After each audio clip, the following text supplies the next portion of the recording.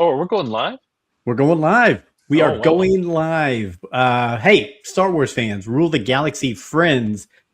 It's a different mix tonight. We're prepping for the 250th anniversary of the Independence Day, and we've got some fireworks going on here on the show already. But it is chapter 388 of the Rule of the Galaxy podcast. Like, follow, subscribe, YouTube, Twitter, Instagram, podcast platform of choice. You know where to follow us. It's Joe in the pilot seat. And we've got some great guests. One guy who's one of our usual co-hosts, so he and I have just not connected in the past month, I think. And two of our favorite guests that we have on from time to time are joining us tonight. So we'll just start this thing right from the get-go here.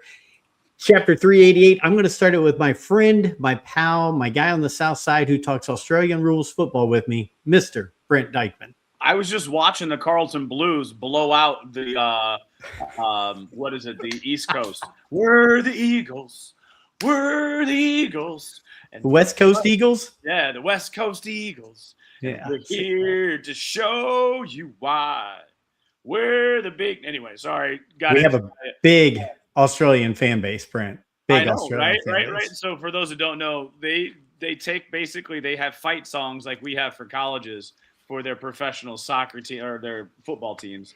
In Australian rules football, which they kick the football-shaped ball around and put it through the white goalposts, and you have the guy come out and do that. If you've ever seen it, which is good on YouTube, but not on the podcast. Go ahead. Yeah, all right. Finger guns. You just did finger. They do finger guns in Australia. 1,000%. There is 100%. There is a guy wearing a white hat, wearing an official's outfit, wearing a white, basically sombrero, but it's probably a fedora. And if it is through the center uprights, he comes out and does double finger guns, and that is a 6-point goal. There we go. 6-point goal. A little bit. I thought the Carlton Blues were what the Fresh Prince of Bel-Air's cousin sings. Right. That's a totally different Carlton Blues. Yeah. That's more jazz hands than finger guns. When he can't Not dance. unusual to be loved by anyone. And if you're on YouTube with us, you're seeing Joe dance, Brent do finger guns. Correct. It's all fun and games here on the Rule of the Galaxy podcast. Until You doing gets okay, hurt. Brent? Before we start? Good. I'm doing good. So just a little update. Like I sent Joe and everybody like a message. We put on. There's a group of guys that play this little nerdy game that I call Star Wars Legion, as well as like there's also Warhammer, which I've started to get into, in Age of Sigmar, yada yada yada. There are multiple of these like tabletop miniature games, and once you go down the rabbit hole, forever, like it's a small step into a larger world, I believe is what we say. And this summer, this is the 4th year we've done it, but this first time we've gone and expanded and went into a hotel. We had about 200 individuals, 70 of which playing Star Wars Legion. I sent a picture of some of the prize support. One guy we know printed up several different lightsabers to go to the top of every faction. So they had like the Luke saber that they gave to the Rebels. They had a Inquisitor, the bladed, double bladed, without blades on them, but double bladed. And they had our boy. They had the Dooku's lightsaber hilts. That they give out to the CIS players. But yeah, so it was a good time. It was a long weekend. So got there at like, let's say 7 o'clock in the morning and didn't leave till 9 or 10 o'clock in the evening on Saturday and Sunday. But it was a good time was had by all. So that's what I've got. That's what I've had going on. Other than that, it's summer and my schedule has changed because I have time for my kids and all of that other stuff. So I just haven't been really available. So yeah, I'm happy to talk about the wars, and I love being on with the South Georgia Mafia. The Southern Rim, if you will. Southern Rim podcast. 2/3 of the Southern Rim podcast. This is the first time I've actually got to be on as a representative of the Southern Rim. So I'm excited to be joining Steve in that representation. I'm still trying to figure out how I got in on this thing. I don't even know what's going on. We hog-tied you and dragged you in. That's what we did. That's what we do in the South. That's kind of the running gag of Rule of the Galaxy. None of us know what's going on. We're just here. Never. So yeah. So the first individual you heard right there, for those of you who don't listen to us all the time, and why aren't you? That's exactly. Mr. Michael Nip, or as he's going by Mikey It's on his. my podcast name, Mikey. Yes, Give it to Mikey. He'll eat it. that's He likes exactly it. right. He likes it exactly Hey, right. Yeah. Mikey. No, very excited. This is the first time I've been on since my new podcast venture, which is Cinema Debrief. So still movies. My new co-host Garrison Rifen and I talk about old movies and new movies. So it's a movie podcast. When you say old movies, Wait Yeah. a second. are we Yeah. talking 90s or are we talking like the old noir talkies? Let's see. 2 episodes ago, we covered the 1927 The King of Kings film. Okay. Wow. So yeah, we Okay, talk so about we some should- old movies. There we are. That's fantastic. Yeah, Nice. exactly. So let me make sure I understand it. It's 2 white guys talking about movies. Exactly. This is like no other podcast on the internet. It's like no other podcast on the internet at all. But he does have Garrison Rifen. And what does Yes. Garrison Rifen sound like again, Steve? I forget. I'm Garrison Rifen. There we go. Thank you. That's Just right. need to that's get right. that in. I know Exactly. Scott will enjoy that. That's accurate, yeah. Well, Mikey, so glad Yes. to have you with us, and we're going to talk movies with you because I want to hear yeah. some feedback. Because I'm Yeah. sure you're seeing some of the movies that I'm considering seeing or that Yeah, I've yeah, recently seen. So I want to hear your feedback on it. But Great. I'm going to throw it over to the king of the Golaverse, Geek Out Loud host extraordinaire, Mr. Steve Glosson. How you doing, Steve? I don't know that I can be called the host of Geek Out Loud anymore. I see a don't. question mark on the screen. Yeah, I mean, like what? What even is Geek Out Loud? It's a dream. It's a memory. It's a faded no. flower. It's No. Don't say that. it's dead. No, Well, it's not. Don't say that. Don't say that. Don't Nothing's say that. ever dead. That's No right. one's ever truly dead. Yeah. Nobody ever Exactly. dies. Really dies. Sometimes dead is better. Well, All right, Kylo Ren. Well, that was isn't that from Pet Cemetery? oh Yeah, that's gosh. from Pet Sim, but Sometimes dead it's a is Star better. Wars podcast, so Oh. let the past die. The Kylo Well, Ren thing. Yeah. Here's what let me just kind of just jump in on this thing. Number one, I've not seen anything current in I don't know ever. I did see Masters of the Universe, so if we're ready to talk about Masters of the Universe, That's pretty current, Steve. I would do that. like to hear your review I of mean, it. that's Yes, we'll pretty do current. that. I mean, but I will say this: I just was thinking about this the other day, and by the other day, I mean about 20 minutes ago. Um, I don't know if there's a better moment in cinema. The movie, in retrospect, has a lot of issues with me, but I don't know that there's a better moment in cinema than Captain America tightening the strap on that broken shield, ready to just stand. I mean, facing down the armies of Thanos. You don't know if Iron Man is coming to or not. Thor, was almost run through with the axe, and Cap just has the look of determination, and he's gonna do it all himself. Like he's going to literally fight to the death. The look on his face is, "I will die trying," and then on your left. And those are you portals saying open that up. because that's your determination to continue the Golaverse? You're going to die trying to continue the No. Golaverse? No, I'm just saying I really thought that was cool. And then when you compare that to Whoa! Look at that! that's nice. That's nice. Oh wow! Oh wow. Dang! When you when you compare that to For the si- podcast listener, he's holding up a Captain America shield. that's true. I guess I should see. I'm not good at this anymore. I forget about the audio side of things. That's right. Audio, video. I forget that people can't see what I'm seeing. But then when you get to a movie that the writer / producers saw Endgame and said, let's just do that. And I'm of course referring to The Rise of Skywalker. Yes. When number one, there's that moment at the very end of Endgame where he says, I'm inevitable, and Iron Man says, and I am Iron Man. When he's all like, I am all the Sith, she's like, and I am all the Jedi, is what she should say. I mean, because they already did that. But the moment where Poe is like, I'm sorry, my friends, we failed. And then all of a sudden Lando comes over and he's like, no, Poe, we're all here, all of us. And there's that great shot with all the ships flying. And it is a great moment. Understand, it's a great moment in a lackluster trilogy. Mm-hmm. But how they saw Endgame and said, let's do that with Star Wars. But instead of having Poe be like, my friends, they're not coming, but we will fight till we have nothing left. He's just like, oh, we failed. We're such losers, you know. And then, but if he like, I don't know. I was just like, golly, they just didn't quite. They got it, but they just missed the mark. It just makes me sad. So that's the last thing I want to say about the sequel trilogy. Outside of that, I will say I finally, in my unpacking process of my office, which is still going on. We can tell. I finally got my Ewok village put together. Nice. And and I've got Ewoks on it, and I'm so happy about that. It just brings me such happiness to look across the way and see an Ewok village packed with Ewoks and the battle wagon being erected next to it. So Did battle you get wagon. it completed? I love the Did you battle get wagon. the battle wagon completed, Steve? I've had the battle wagon since I was a child. Yeah. Well, weren't you missing some pieces at one point? Like you were.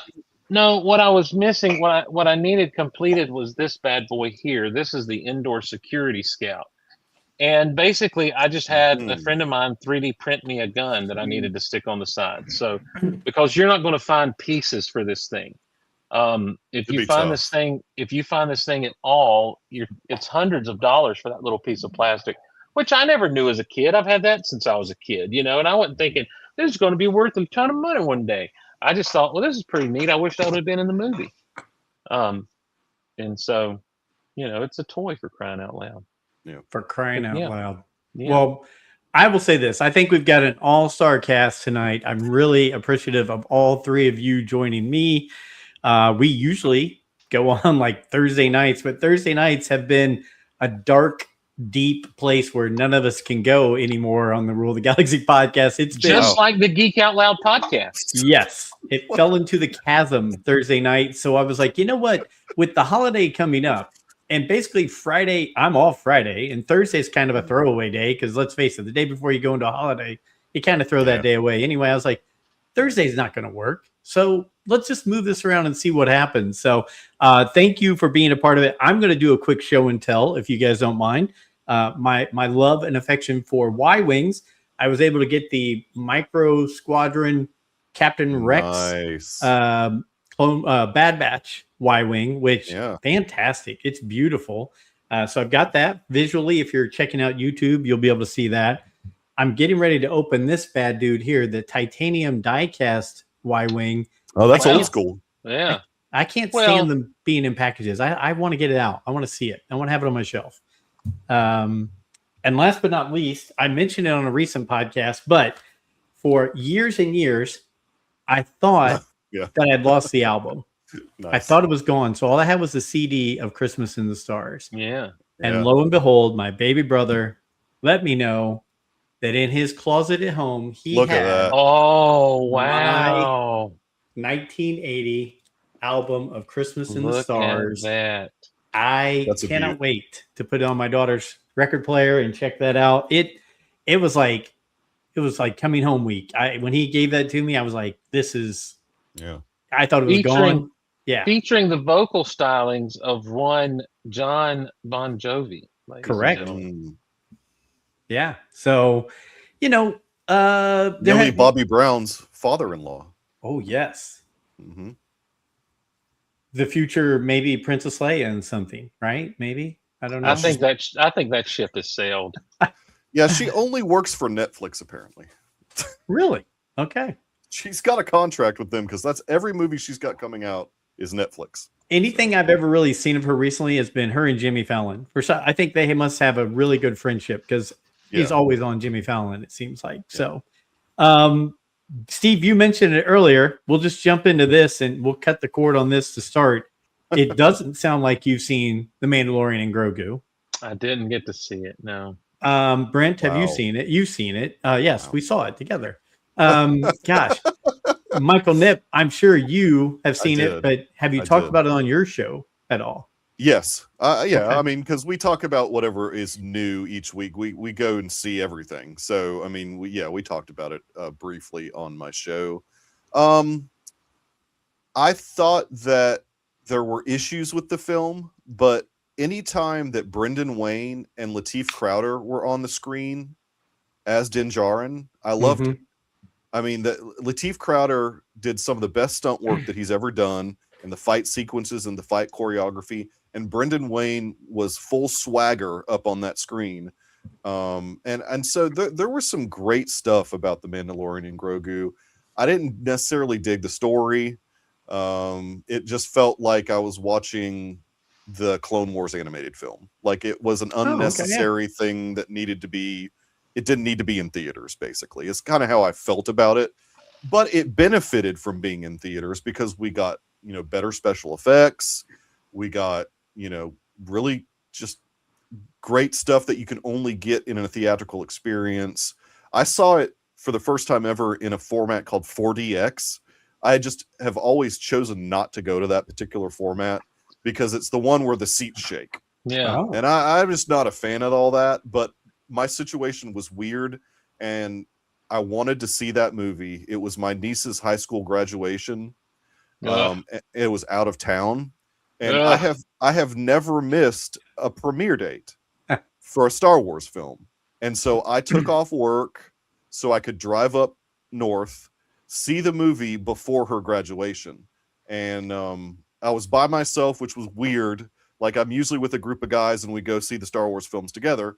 It was really strange seeing a Star Wars film with nobody that in there. The theater was full, but it was just strange because I was sort of like solo seeing the film, and I don't like the seat shaking. I'm too old for that. My back's too bad. And I was not having a good time with it. Oh my lord! I need to have you on an episode of those guys. Yeah. When you say seat shaking, was it like vibrating or was it a ride? It's like a ride. You're like going all over the place in that thing. I mean, I don't need that in a movie. No, and you can't turn it off because I asked one of the employees, "Can I turn the seat off?" And she said, "No, all you can do is turn it down." And even at the lowest setting, it still just shakes you all over the place. Luckily, they don't utilize what I've heard some of the other ones do, which is to spray water at you and stuff. This particular theater in North Alabama did not have that at all. So I was happy about that. I didn't need to feel like I was at Disney World while I was watching the movie. So maybe I was a bit distracted as I was watching it, but I still enjoyed it for what it was, even though it's a hot mess. Okay. Who directed it? Did Favreau or Filoni direct it? It is a Favreau directed film. Okay. That's interesting. I just, there's a lot of talk about Filoni and what he's doing with Star Wars. And I like Filoni. I've always liked Filoni. I've always thought obviously he sat at the feet of George to learn Star Wars. But I wonder if he is the man to be making movies and stuff. Or, I mean, I think sometimes he gets caught in almost a mystery box type storytelling. I think he's very patient with the way he wants to tell stories, especially in his animated stuff. And I just wonder if maybe when it comes to the filmmaking side of things, they need to be outsourcing some of that as much as possible. I don't know. I don't know if that's part of the problem. But knowing that Favreau directed, I don't know. That's interesting because I would, Favreau's usually pretty solid. But Favreau also was the one who said, "I'm not sure we need to make this into a movie." There was an interview where he said that. And it's weird that is a weird thing to say as you're marketing your movie that's in theaters. I don't understand sometimes it's better to just shut up with stuff like that. Yeah. Well, so I do want to get to Steve's, I do want to get a feedback on Masters of the Universe because it is something I'm considering going to see. But I will say with Steve Glosson, the founder of Geek Out Loud, the person who's got stories. We're really hammering that in tonight. Have we come to a certain point in Star Wars though, to where a person with your fandom and background and everything, Steve, doesn't go see it? I mean, it just seems weird overall. Yeah. What was the release date on that movie? Oh gosh, I don't May. May Was it in May? 25th? I don't know. I don't think it's May 25th. It was May something. It was right before Memorial Day weekend. Yeah. So it was like the 19th or 20th. Yeah, the wasn't it? 19th. It was close. It was something May like 19th. Well, here's May 22nd There you is go. when it was in that. That was theaters. close. So here's the thing. In December, Steve made a move to a place where now you have to drive 30 minutes Mm. to get to a movie theater. And so Steve's an old man these days, and look, I don't like when people go on podcasts about, well, life is happening and there's just life, guys. Right. I can't stand that. But we have had a healthy dose of life Sure. since we Sure. moved down here, back down to South Georgia, and I just was not able to get to it before it left theaters in this area. So it wasn't that I did not want to see it; it's that there were just things that took precedent over going to see a movie, and Sure.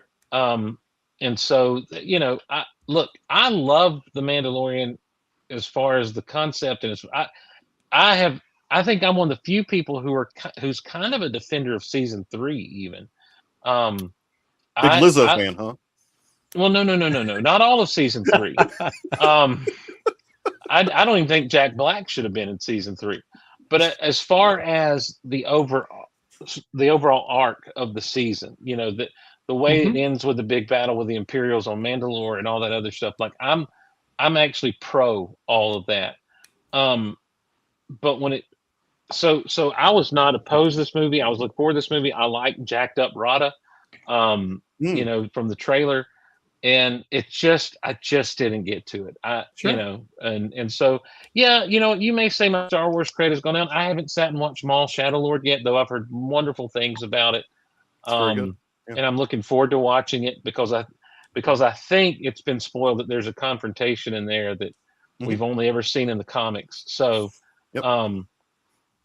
so I'm looking forward to it, and I'm, so as soon as it's streaming or available to even purchase physical media, I think I'm going back to starting to purchase physical media. Oh, you're speaking such goodness into these ears. Yeah, I love physical media. I do too. I've realized how much I just enjoy it. It is a slippery slope. Stuff. So only go to flea markets and thrift shops and stuff if you're going to start a collection. I've got a collection. I mean, I've got some VHS tapes. I've got my DVDs and Blu-rays that I've had all this time. I don't get rid. My problem is I don't get rid of anything. I've got a crate back here full of action figures that I'm not going to display. Yeah. Ever. I'm not going to do anything with them. But you're not getting rid of them. But I'm not getting rid of them. Of course, you can't get rid of them. Right. And so I've put in my will that my family has to bury all my stuff with me. So they're going to have to get a huge casket. They're going to have to get a massive. I don't know what they're going to do. But when I used to have all of my DVDs and stuff on display in my house and everything, and when I was wed, my wife did not like the look of it in the living room, and so I moved it out of the living room. But then I got lazy because it's easy to get things digitally, and just buy them on iTunes or Amazon or whatever. And but in the past, I don't know, 8 months, I've been like, you know what? This is stupid. I need to be able to go over to my shelf and pull out this Blu-ray or this DVD at the very least, and plug that mess in, because look, I've even got, Audible, that you're always supposed to own your audiobooks. I went back to look for an audiobook the other day and it's no longer available. And I bought it. I purchased it. So, they'll do that to you. They'll do that mess. So it's been happening a lot lately. It's at the PlayStation Store. They decided not to renew the license for several of the movies that they previously had the license for. So people's movies were just out of their collection that they had purchased. Yeah. So I'm a huge proponent for physical media, but also I fully understand that it takes up room. I mean, Yeah. so if Yeah. you've got the room, Well, then I'm do not it. interested. I'm not interested in a collection per se. Just what I like, Well, just the stuff I that I am. like. So. Yeah. Right. Well, Yeah. but see, that's you. My collection consists of plastic. Yeah. You're right. So Yep. action figures and such. Yeah, I mean that's like one of the big things that we do on Cinema Debrief. Since we're talking about physical media, one of the segments, as far as us watching old media, is called Off the Shelf. And the reason it's called Off the Shelf is we're pulling movies off of our personal collection that we've never seen. Nice. Because Garrison and I both have a sickness that we buy every movie that we possibly can, mostly stuff that we're at least interested in, and never get around to watching it. And so we're using the podcast as an excuse to watch these movies that we own on physical media that we've never watched before. So I stopped doing that a long time ago because I don't need movies that I'll never watch. Yeah, Brent, well, that's the thing. Now we are watching them because we've got a Good. segment on our podcast that we're watching them. So Speaking of physical media, maybe not the same realm, but Brent, did you think 5 or 6 years ago that you would have part of a room filled up with Star Wars Legion 5 years material? ago, yes, because that's when I started. But Okay. 6 years ago, no. Nice. 6 years, I did not think that my world would be in the world that I am in right now. But yeah, the whole physical media thing makes me laugh because that is not a bug that got into me, just like the toy time. Yeah. Now, I'm sitting here, and as if you're watching, those that are watching YouTube, I'm sitting here assembling models, right? So I'm doing model building, which is just something that I do to keep myself occupied. I paint the models too. But yeah, to go back to a couple things, though, in my time with talking to Steve, so we've been acquaintances through this medium for about 4 or 5 years now. Yeah. I think everything that I know about you is you would love Mall Shadow Warrior. Yeah. Hands down. Yeah. Like everything that I know about you and then the conversations that we've had, I think that is right up Steve's alley. Yeah. Now, the next question I have for you is, how much hut culture do you want to be exposed to? Oh, you get some hut in Mando. In Mando, you get a lot of hut culture. You get more hut than you'd want. Do you get? Now listen, this is going to be for my real old school fans. Oh goodness! Do you get more hut culture than what we got in Dark Forces back in the day on the PC? Ooh! When you actually went to Nal Hutta and were going through the sewers of Nal Hutta? I would say it's equal. I would say it's equal. Yeah. It's just it was my way to throw the joke in there. Really? No, that's a lot of. I've seen some memes and stuff and some art and everything that seems like it's more than just Rada that shows up. I guess. Oh yeah, sure. It depends on how closely you look to the side rooms and how many. Yeah, basically you're in a hut brothel at some point in time. Yeah, now see, and here's why that's weird. It's weird anyway. It doesn't matter. It's weird. Okay. But here's why I find that weird, because back in the day, when Clone Wars first came out, Dave Filoni said that huts were basically asexual, and they even reproduced asexually. Right, they bud or whatever. There's like budding. I don't like that word, Brent. Budding. Not in the term of huts and everything. I just don't like the word. It's like moist. I just don't. It's not a. I'm sorry to bring the words into the thing, but that's interesting to me. That's odd, and see. Okay, let's just go on. Yeah, let's just move on. I don't need to get hung up on something. Let's do it this way. There has been an obsession in Star Wars fandom and even storytelling, borderline obsession with the underworld of it all. Yeah. And I mean, right down to what Lucas talked about he was originally going to do with this series that would be too dark, et cetera, et cetera. And it seems like they're always always trying. It is the let's kill Superman of Star Wars. In Superman films after Superman 4, The Quest for Peace, the greatest Superman movie of all time, after the death of Superman took place in the comics, because that was such a big event, Right. anyone doing Superman movies were always trying to fast track to that death of Superman stuff, and we saw Snyder actually do it Yeah. in Batman v Superman: Dawn of Justice. And I feel like it's the same kind of borderline obsession with Star Wars writers and fandom. Let's get into the underworld as much as possible. Let's make Star Wars gritty and all that stuff. They succeeded, kind of, with Andor a little bit. And by succeeded, I mean they got to do it, but I don't know. I think they did it well. I mean, that's again matter of personal preference. Just, of subjective. What you want out of Star Wars.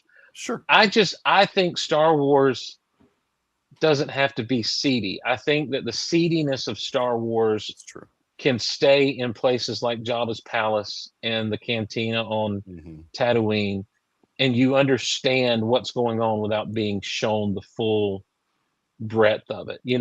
When you in Empire, when you have the one Imperial officer say to the other, bounty hunters, we don't need their scum, and he turns around and there's Bossk just standing down there growling at him. You know that all of those dudes are bad dudes, and there's a reason that not just Boba Fett, but every single one of those characters captured the imagination for some reason.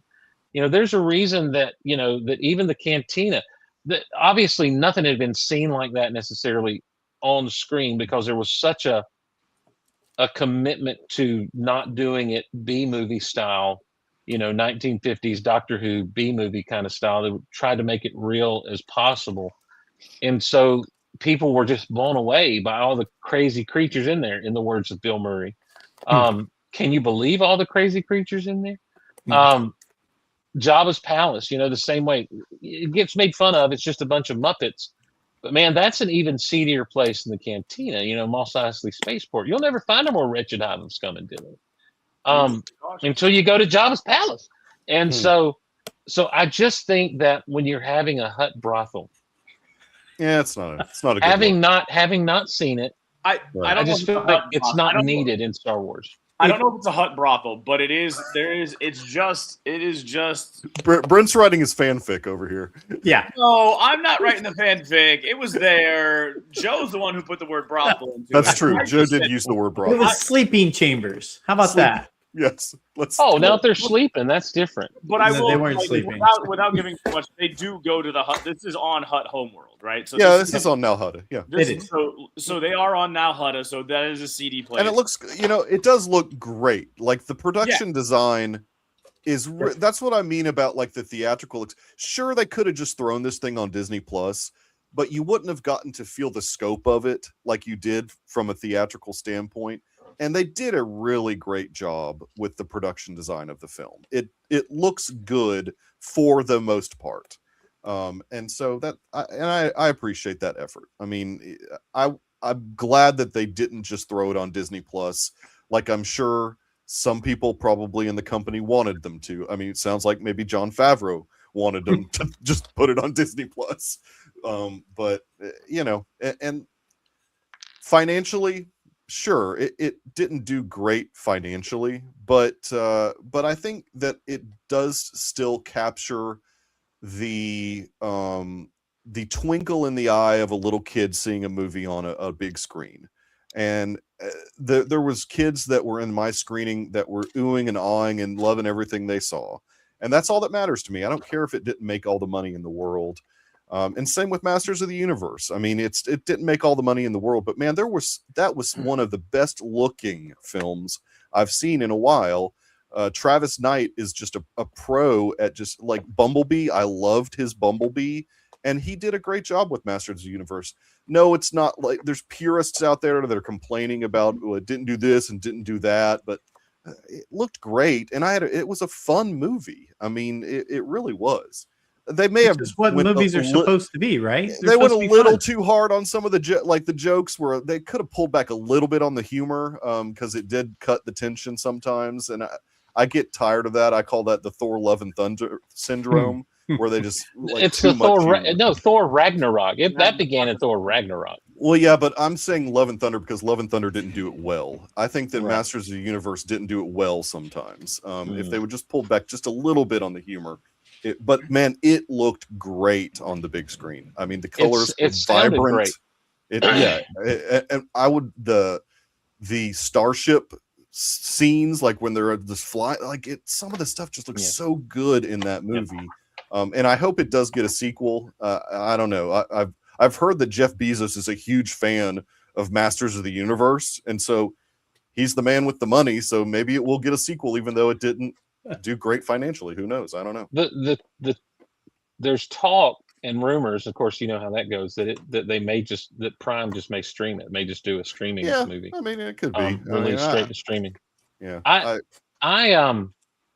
I want to springboard off what you said there, and I'm sorry, Mikey and I are taking up the whole. I know podcast this isn't the. Brent and I like to listen show. sometimes. It's okay. Brent, are you working on a Star Wars model or Warhammer? This is Warhammer right now because the Warhammer just dropped their 11th edition, and I was gifted some plastic by people, and it's just like every other drug dealer, just a taste. Gave me a taste. Are those Let models? the spice flow.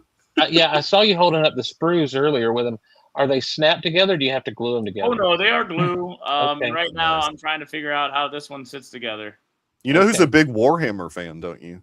Henry Cavill. Yeah, he wants there to be a movie or something on Prime. There's going to be something on Prime eventually. You talking about the Highlander himself? Superman, Highlander, Sherlock Holmes, whatever you want to call him. Warhammer themselves have a community, a streaming option, and I think they were looking at trying to also work on it with them. Yeah. I hope it happens because I know he loves that stuff, and so his passion for it should shine through in whatever he puts out there. But not only all that other stuff, but isn't he a possible next James Bond as well? He's aged out of it now. I think they're going to go a little bit younger. They're going to go somebody in their probably young 20s, early 30s, maybe something like that. But we'll see. I always thought there was something about Bond that was good when you had a distinguished gentleman, who I know had a little age in him. I'm totally with you on that. That's just for the Sean. Yeah. Who was by far the best Bond, but Connery was the best Bond. I think so. Yeah, I don't know. I mean, there's moments. I think. Look, if we're going to go Bond, look, I still have to go back to Masters of the Universe, and I need some information here. Go ahead. We're going to be here for 4 hours, guys. Marathon. Welcome to Geek Out Loud. Yeah, exactly. Let me get that question mark out of there. Let's get the 800 number out there and start taking some Geek Out Loud calls. The thing that Connery does so well as Bond is he is smooth, but he's also manly. Like he's also very much like you believe he'll slap a woman to calm her down. Not that you need to do that, but he's rough around the edges, I should say. Sure. Yeah. I think I mourn the fact that we only got one movie with George Lazenby. I think George Lazenby would have been a wonderful Bond movie forward. That is that is my least favorite Bond movie. Oh, On Her Majesty's Secret Service is fantastic. I think it's great. I think it's wonderful. I think that Roger Moore owned it for so long, like it's almost his, but Pierce Brosnan was inspired casting. And they all had their good moments, yeah. And I feel terrible for Timothy Dalton because they were trying to make the movies a little bit grittier with him, 90s grittier, late 80s, early 90s grittier. But still, and I think that he didn't get a fair shake from fans and moviegoers. But anyhow, back to Masters of the Universe. Joey, where was He-Man on your radar back in the day? So, right. Brent, was that before so I grew up in so I watched He-Man. Like it wasn't necessarily, it was Saturday morning cartoons, they were still on. Mm-hmm. I was probably in the 3 to 4-ish range. Okay. Bought almost every toy that you could imagine. Never played with them, right? Not like the Man-at-Arms, the guy whose face spun around multiple times. Manny Faces is his name. Sure. Yeah. The Bumblebee guy. That's Buzz Off. Yeah. And you had Skeletor. Right. Yeah. Right. So like, and then I've watched the Dolph Lundgren He-Man movie. Absolutely. hasn't? Absolutely. I Wonderful wanted movie. Gwildor in this new one so bad. Shut your mouth. You shut your mouth, I Mikey. did. I wanted Gwildor. Are you not a fan of him? He was one of my favorite characters. It's the key. We have to get the cosmic key. I love that. I don't know. I He love it just so added much. like he was a little bit more of like a comic relief-ish, I believe. I pre-ordered the 4K that's coming out, of course. The thing is with the 87, Yeah. Frank Langella Dude. stole the show. I mean, Yes, like he did. there's no getting over that. Yeah. I, as a kid, and here's the thing, like it was in my perfect wheelhouse because it was an afternoon show. It came on weekdays, Mm-hmm. and I would get home from school, and there'd be reruns of Scooby-Doo on, and then right after that, when they kicked into the new stuff, your Masters, your Transformers, your G.I. Joe, and Masters of the Universe was required viewing for me. It, you know, I Am Adam, Prince of Eternia, you know, and it's just like, come on, here we go. I loved He-Man and I love the toys. Now, there came a time in my childhood life where my mom's like, look, something's got to go. It's got to be Star Wars, G.I. Joe, Transformers, or He-Man. We can't keep doing all of these things. Unfair. Yeah. And for whatever reason, I wasn't going to get rid of Star Wars, and I wasn't going to get rid of Transformers, and so it came down to like G.I. Joe and He-Man, and G.I. Joe took up less space, and I was able to get more of those little guys. I guess I don't know, but I just said we'll do away with He-Man. I don't know what my decision was in that, and I mourn that loss in my life because I love the fact that Mattel was, hey, I just saw a spider outside. Let's make a bad guy that's like a spider. We'll call him, Right. I don't know, Web Store. Spider-Man. Web Store. Yeah. Exactly. You know, and oh, there's these two guys. There's a guy that has two heads. Let's call him Too Bad. You know, and it's just like, and every one of those characters, the action figure especially, just had something that would just capture your imagination as a kid, and the mingling of, you know, sword and sorcery and science fiction, you know, whereas Star Wars has that fantasy aspect, but it leans more into the sci-fi. This leaned more into the fantasy, but still had the sci-fi, and so it was just the perfect thing. And I remember, as a kid, being really excited for the Masters of the Universe movie back then and being disappointed that there wasn't much that I recognized from either the toy line or the cartoon on the screen. And I think that as a kid, because it was in my wheelhouse. And that's the thing about this particular movie now, is this movie was made for people my age. This movie was not made to bring kids in. This movie was not made to bring a general audience in. This is a movie that was firmly directed at people my age. That's why the jokes about the names and everything are put in there, because like, just let them be named Fisto, just let him be named Ram Man. Don't have this is what I called you as a kid. Like, I didn't care for that, you know, because what you're doing is you're saying, we know this is really stupid. It wasn't stupid when you were a kid, but we know this is stupid now. So we're going to make this something he said as a kid. Because you were a kid and you thought these were cool names. You've got to if you're going to make a He-Man movie, you've got to take the subject matter seriously and not act like you're in on the joke on the screen. Right. Yeah. But then you have subtle moments when he's sitting in traffic and the car pulls up next to him and it starts playing What's Going On. You know, because there's that whole meme in that video with He-Man singing, hey. And I thought, that's pretty funny. That's good. There was some good stuff in it. But Skeletor, Jared Leto he's a loose cannon to me, and I never know if I'm going to like him or dislike him in anything. And he understood the assignment as Skeletor. Love him or hate him. And the script was there. The alliterative insults, you know, you bumbling buffoon, you know, that kind of stuff. Yeah. That's right out of the cartoon. And it was done not tongue in cheek. It was done like, this is really this guy's speech pattern. This is how he is.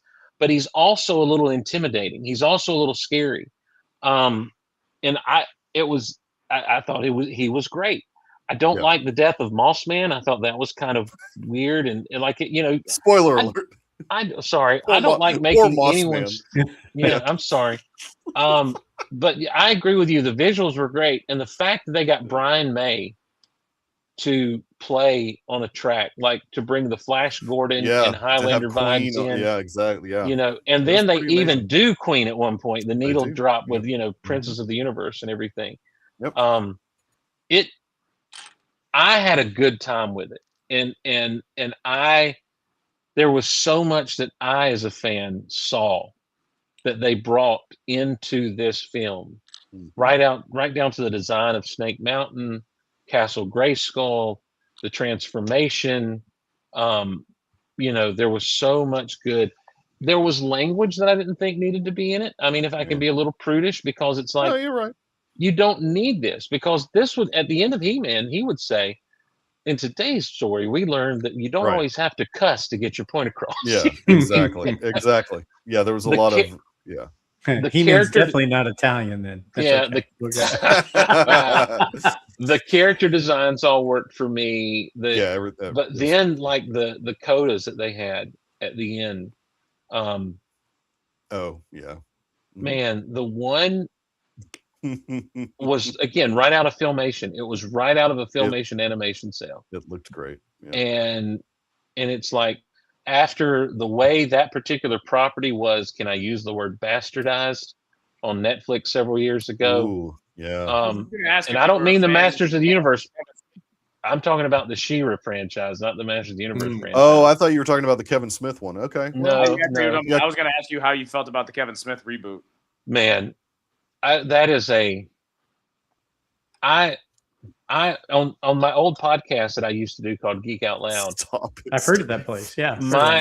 My whole podcast? Yeah, back in the day, I was an early adopter, and I just fell out terrible. I'm a terrible podcaster. My shtick was always be's positive. Be positive as you can be. Let's not bring a ton of negativity. Be honest, but strive for positivity. Don't just say something sucks. When I watched the first half of that show, and really the whole first part of that season, where basically Adam's dead, and they're just, I'm just like, he said he did this for the fans, but there was nothing for my fan. This was Kevin Smith saying, I'm going to do Kevin Smith's Masters of the Universe.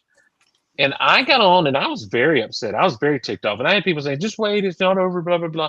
The second half, I was cool with. I really, they brought it. Yeah, they brought it around. Yeah. And there are things in there I don't like. I don't necessarily like the Techno Church, because, again, that's so Kevin Smith with the Catholic jokes, the religion jokes. And then there's some other innuendo type things that were here that were in the Masters of the Universe movie that I didn't like, because what you're doing is you're saying, look how stupid this sounds. Look how this is my mind. My mind's in the gutter, and this is where I go. So but that one was a mixed bag to me, because I think it had more of a 2000X He-Man feel than the 1980s He-Man feel, which I love the 2000X stuff. I thought that was a great reboot, with more serialized storytelling and stuff. And so that was the one on Cartoon Network, right? Absolutely, it was on Cartoon Network. Yeah, Toonami. Right. Yeah, and then I love it. I love that there's entire things that you guys were into, and it's really only because, pardon me, I'm 3 or 4 years older than all of you, right? Well, Joey got married when he was 17 and has 15 kids, so that's what all his.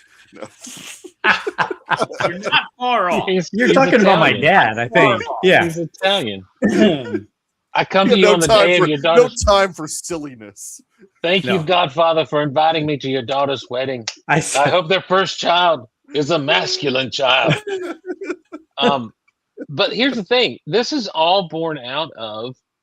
Well, number one, that is a very specific era of a needle to thread. Like, you have to be, you had to be, 4 or 5 to 8 or 9 to really dig that cartoon and everything. It was very specific. The other cartoons, He-Man was good, but the other G.I. Joe was a little more mature as a Mhm. cartoon. Mhm. Nowhere near as mature as what the comic was. Same thing with Transformers. As silly as the concepts were sometimes, like I think of G.I. Joe, Dr. Mindbender. I don't know if y'all guys know who Dr. Mindbender is. Yeah. This was a doctor who has a monocle, shaved head, Yep. mustache, ripped body, shirtless with a cape. And as a kid, you just receive that and accept Yeah, it for you do. G.I. Joe, Yeah, you did. But He-Man was a very specific kind of thing. And again, the comics that came with the toys were much different than the cartoon. The artwork evoked something much deeper than even the Filmation cartoon did. But it was just the right thing at the right time for a right generation of kids. Yep. But had there been no Star Wars, Yeah. I don't know that. And I know that He-Man's kind of spun out of Mattel's attempt to do a Conan line, but Yeah, Conan, yeah. the Barbarian Yeah. line. But Yeah. but without Star Wars, you don't get that fantasy / sci-fi stuff, because Mhm. everyone was chasing that Star Wars thing, Mm. even into the 80s. No matter what you say, the thing about Star Wars is you can see things like Brave Star and Galaxy Rangers and uh, good Lord, Ukla the Mock. Which one was that? Thundar the Barbarian. Thundar the Ukla the Barbarian, Mock right. is Chewbacca, and they are fighting with lightsabers on that show. Right. And so they're chasing this, and you end up having a few places that kind of hit the mark. And that's why G.I. Joe went from just being straight military to sci-fi military. Like, there's a lot of science fiction in G.I. Joe. Transformers, they're from outer space, they're doing their thing, but there's that human aspect to them, and and and there's a little bit of grit to it, the way that there was Star Wars. So yeah, I don't know that I would have dug He-Man so much had I not been. Star Wars is my first love when it comes to geekdom, always. Yeah. So Star Wars first love, but I will also say, I mean, I played with He-Man, I watched him. But there was something that captured my attention and my imagination with G.I. Joe. Cobra! I mean, like, I could sit and watch all, like, I read back when you could still, like, when Netflix was mail order. Yes. Oh, man. Yeah. Oh, yeah. I mean, right back in my day when I had a nail to get the G.I. Joes, I got like the whole lineup of G.I. Joes and sat down and watched it for like 3 weeks or whatever to get through all of the G.I. Joe episodes. Back in the day when the full season of G.I. Joe was like $60 to buy, now you can buy the whole series. Oh, nice. Oh, yeah. It's got some girth to this. This thing is a little heavy. The titanium. It's metal. Better out of the package. Yeah, love it out of the package. It's gonna look good on the shelf behind me. Yeah. For the non-viewers, I'm showing the titanium Y-wing that I just opened. That's right. up. You got to paint a picture, Joe. Yeah. G.I. Joe had some creepy cartoons. There was one where Shipwreck was like a hostage in a hostage situation. He was like they psychedelic. They drugged him. Yeah, and he was living in a They put him into a like a suburban environment, and he was no longer Shipwreck. Right. And Deep Six had to come and save his ass. Yeah, I love this. And then you get into G.I. Joe the movie. God, that's where Cobra Command. That's where Cobra Commander, not Commander, but the he is the commander, but he took over for Cobra Commander. You talking about Serpentor? Yes, Serpentor. Yeah. And they had to go to Cobra La. Yeah. And like that's where you get the. I was a man. I was a man. That was a great movie. And what is it? Roadblock that like. Yeah, Roadblocks. Yeah, had to scare him around the whole time. Yes, absolutely. Dude, I like this terrible because movie. it feels like I'm just listening to an episode of Geek Out Loud right now. Okay, we're gonna switch this up. I'm gonna interrupt this. We're gonna start talking some Star Wars. We're gonna talk some. Yeah, that's right, Alfie. I was hoping Alfie would be on here because we're gonna play a game. I think that's what I think we're gonna do. With you know what? I'm sorry, Mikey had done research and prep. Look, I don't know if you guys do, but I've got World Cup fever, so it got me thinking. Oh, it got me thinking about like sports and stuff, and so sports in Star Wars. So I've got a list here, and this is canon Star Wars only. Well, let's see, 1, 2, 3, 4, so what 5, do we call 6, 7, canon? 8. Well, something that isn't Legends. No, anything GL canon, like anything Disney can. It's all the stuff that's actually video canon, not games the canon. legends. I've got 8 sports here. 8 sports that take place in Star Wars. Okay. I want to see how many that we can actually. I want to see. Alfie. Are we in your Discord all of a sudden? Yeah, I know. Gosh, Alfie. I've got 8 Star Wars sports. I'll give you a hint. They're mostly racing, but they all have different names. There's a couple that aren't racing. So, I mean, the obvious one that I'll start us off. So, with, what are we saying? Where we see these in the Star Wars saga? No, just name the sport and bonus point if you can name where it is. So the one that everybody knows obviously is pod racing, Phantom Menace, and other places. So I want to see how many more we can get. Star Wars canon. Just start naming them. I've got 7 left now that I named pod racing. Oh, there was some robot football in Attack of the Clones. Boom! I don't that's know the number name 2. Oh, so we're just naming things now. Droid football. Now, well, we never know what the name of the sport I thought you were going to say. I thought you were going to describe it, and then that we were supposed to name. You gotta name the sports. I didn't realize. I did describe it. Most of them are racing. I said most of them are type of racing. Bad Batch. They had a version of pod racing. What was it called though? Yeah, see? If Alfie was Smash Racing. I don't know. You're actually close. It was Riot Racing. Riot Racing. Oh, that's right. It was that was in Bad Batch. Yeah. Exactly. Yeah. I mean, Alfie got the pod, but we're more We've gotten to like level 2 here, where this is like level 2 Star Wars nerddom. Steve, you haven't seen this yet, but there's basically a Star Wars lacrosse / highlight in Mall that his son plays. I have it written down because I pulled it up for a show. You guys talked about it for a show. It's Bodikon. Bodikon. Yeah, that's out of some of the EU stuff from back in the day. Yeah, but now it's canon because they did bring it into. No, I'm saying that's interesting because I remember that being out of the rest of them are all different types of racing. I gotta hear that. Okay. Well, there was racing in Resistance. There was Star Wars Resistance. Yep. What was it? And they lamely just called it air racing. Pilot racing. They just called it air racing. That's all they called it. Okay. Jaeger is Dejarik considered? No, that's not a sport. No, that's not a sport. Well, we've got from The Last Jedi, obviously, when they were on Canto Bight. Oh yeah, the man face racing. No, they're called man face camel dogs. Oh, is that what they're called? Yeah, they're called the father race. And the other ones are kind of name for them. Is that the He-Man name for them? Yeah, exactly. Yes, that would be the other ones are so like obscure. This one is canon. It was in a Star Wars comic. Swoop Racing was one of them. I was going to say Swoop Racing from Shadows of the Empire. Well, yeah, but this was they actually canonized that. Yeah. Oh yeah. And then the last Shadows one of the Empire was canon. Well, it was. It was at the time. It was at the time. I don't know. I'd like it to be canon still because I do like. Alfie's bringing one up. Grav Ball. But what was that in, Alfie? I thought about that, but I couldn't find that in canon. I remember that name, but I don't know where it is in canon. Maybe is that what the droids were doing in Attack of the Clone? Maybe they were doing Grav Ball. I don't know. I thought Grav Ball was kind of like the Battlestar Galactica game they played inside. Do you remember that where they would dunk a ball through a hole in a stadium? The only other one is very similar to what I would think air racing is, but in Bloodlines, Han Solo was a manager of Starship Racing. Okay. That was like what he remember in Blood. That was a great book, by the way, Bloodlines. Lord. And that does give me a segue because I'm trying to like reignite my Star Wars fandom a little bit, and I was way behind on books.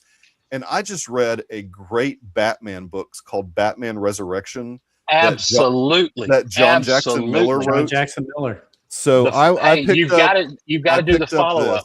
I know. I'm on this right now though. I'm reading The Living Force because I'm behind on Star Wars books. And John Jackson Miller is one of my favorite authors of sci-fi and fantasy stuff. And we can have him on. He's been a guest 2 or 3 times on the show. We can get him on and talk that Batman. That Batman was so good. Dude, the follow-up's even better. That's what I hear, and I want to finish Living Force first, and then I'm going to go to that second Batman. Okay, but yeah, and so I've bought a bunch of Star Wars. I have all the hardcovers of all the recent stuff. because I'm also trying to get back into sitting in a chair and reading. And again, like pulling out my age, it's hard because I get tired. My lids get really tired when I start trying to sit and read a book. So I have to have a cup of coffee in the afternoon after I get off work. So because I get off work and then I walk to a chair that I bought and I turn on a book light so I can sit and hold the book in my hand and try and read the thing. Because I have found, like with audiobooks, I don't retain them as well. I mean, I just don't retain the information as well. And reading that Batman Resurrection book and holding it was just, I don't know, it's great. I love I'm trying to get back into reading. So I will throw this in because it's something I'm in a renaissance stage of that as well. Nice. And my wife has got me reading some other books outside of Star Wars. Weren't they playing Grab Ball? Oh, I don't know anything. High Republic's not in my canon. Yeah. Anyway, so she's got me back into reading books, but because this year is the 30th anniversary of Shadows of the Empire, yes, I reread that. I need to pick that up and reread that. So to go along with that, I saw those updated releases of the 6-inch Black Series figures of Jason and Jaina Solo. Yeah. And my son Joey collects all Solo characters. So I sent him that and he was like, whoa, wait a minute. What's going on here? And so I said, oh, Joey, if you really want to get in the down and dirty of this, I said, they were in novels galore, and some of them were some of my favorite Star Wars novels. So he said, can you pull that up? Well, I pulled up the list and I sent him to him, and he just wrote back. He goes, that is a lot, dude, of books. Yeah, there was a lot. But that character growth of Jason, Jaina, Anakin, and Ben was some of my favorite Star Wars. I loved all those books. So, but yeah, I'm trying to get back into it just like you. So that's great. But I need lots of caffeine, I'm finding, to make so I don't fall asleep in this chair. I shouldn't have bought a lazy boy. That was the problem. Like I should have bought like the most uncomfortable chair I could have found to make me like stay awake because my back would hurt so bad I was sitting in it. Instead, I bought a lazy boy and I fall asleep. But afternoon coffee seems to be helping.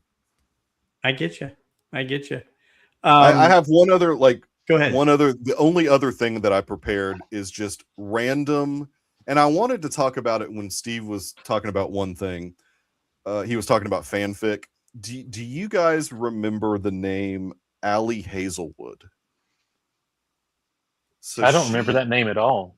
I don't. In 2021, she wrote a book called The Love Hypothesis.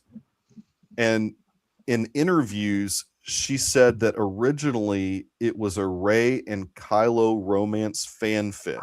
You remember? Yeah. Yes. So the movie version, the movie based on the book, is coming out in September on Amazon Prime. But it's not Kylo and Rey. It's not, but that's what, when she was writing it, she was basically feeling like it was a Rey and Kylo fanfic. It was a big deal in 2021 when she was writing. Yes, the Rayla, exactly, Alfie.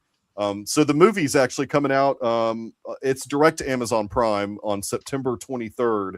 So if you want to see this version and think to yourself, this should have been Rey and Kylo, if you're into that type of thing, that movie is coming out. So that's a little movie news with Star Wars connection a little bit. Interesting. Another thing I've got to say, House of the Dragon. Oh, Matt Smith in that most recent episode made me so hyped for Starfighter because he's the villain in it. Good. And I am freaking so ready for Starfighter to come out next year. Next year is going to be the year of Star Wars in so many ways. What's up, Squatch? Dude, Squatch technically needs to be part of the Southern Rim, you know. Yes, he does. He's in the best state in the Southern Union, Alabama. Oh, I thought you meant Georgia. Dr. Squatch, one of our favorites. Yeah, he's awesome. I miss him being on the show. He needs to jump on here more often. They call me Dr. Squatch. I can't. Oh, Malfi, talking about Matt Smith. So, hey, dude, yeah, that's one of the things that I had as a quick little memo. Amy Adams. Yeah. What do we think? She came out and said her role is small in this, and I'm hearing it's small enough to where she's in some of the opening scenes. She dies. That's it. She's out of the movie. I mean, that's Amy the Adams story. is in Starfighter. wow. That's what. So, I know you're right, Alfie. I don't want that to be, but I'm just saying that's what I heard through the. As much as chatter. I would love it, and Alfie, I love you to death, brother. But the Discord stuff talking about how so it would be so easy for her to be Mara Jade. They're just not going to do it. They're not. It's unfortunate. I think they should. I totally agree with Alfie. Well, and I think they should. And that would bring. They don't understand how much fandom that would bring back from the people that they've lost. Would they? Would it though? I mean, it depends on what would. It depends on what Mara Jade we're getting. Are we getting just some? Well, are we getting a redhead that just happens? Hand. It's not going to be Emperor's Hand Mara Jade. Right. But I mean, if you're getting, but here's the thing: you can't really have Mara Jade without Luke Skywalker. And they would tie that together somehow. I mean, and it's been made clear, that this isn't going to have anything to do with the Skywalkers. We're not even going to see. We're not going to see even the hint of legacy. No, they could swerve that. That's what I just saw something just the other day or just yesterday. I think where dude was saying it. Well, no, I mean, I think that they still could do that. They could make this kid some relation to the Skywalkers, but we'll see. I mean, I don't know. I don't necessarily need that. I think that the cast and the director and everything involved with that film is talented enough. It doesn't matter what they're going to do; it's going to be good. So, do you think it's going to get released? What the movie? Starfighter, yeah. Oh yeah, yes, it's done. It's in the can. Yeah, that's what they post say. Production right now. No, listen, when it post. What are you talking about? Listen, when it comes to Star Wars, comes to Star Wars projects, I'll believe it. Different. This is different. This is very different. This isn't going to be a Batgirl situation where they scrap it. No, no. It's done. It's in the can. It's in post. It's coming out next year for sure. Yeah, it is. Yeah, well, no, it is. I would stake Geek Out Loud podcast on that. Like, never coming back. If I'm wrong, you have to come back. No, I'm just kidding. Now do we know who that is? No, I don't. Thanks. Fightem till I don't know. Good enough. I don't know. Yeah. Anyway, thanks for jumping in. Love it. Yeah. See, here's what Steve doesn't understand. If Steve would have taken the time to put in his Discord that he was going to be on this show, your live would be crazy right now with his acolytes. And I use that word specifically. We've actually, I've had a few people reach out to me recently, new subscribers, new followers who have said, "Hey, I listened to the most recent Steve Glosson Scott Rifen show," and they're like, hearing them together. Yeah, I had to come and listen to that, and they're like, "Now I'm subscribed to you." Well, that's great. I'm glad we can help you out. Does it bring warm feelings to my heart? Is that isn't that the Yoda comment? Yes, he says seeing you alive brings warm feelings to my heart. Yeah. Here's the thing. I'm just making a joke because there's so many canceled projects over the years. Oh, no, I know. You know? No, you're right. I mean, there's been more canceled than not. Right. Well, there are two things that I had down that must talk about. Do it. Must topics. One, I did want to touch base a little bit. I'm kind of in the Shadows of the Empire realm right now, and it's the 30-year anniversary. That's what I got up to show you. Look at this. I just finished reading the book. Oh, the soundtrack. The soundtrack. Yes. Yeah. Very good soundtrack. I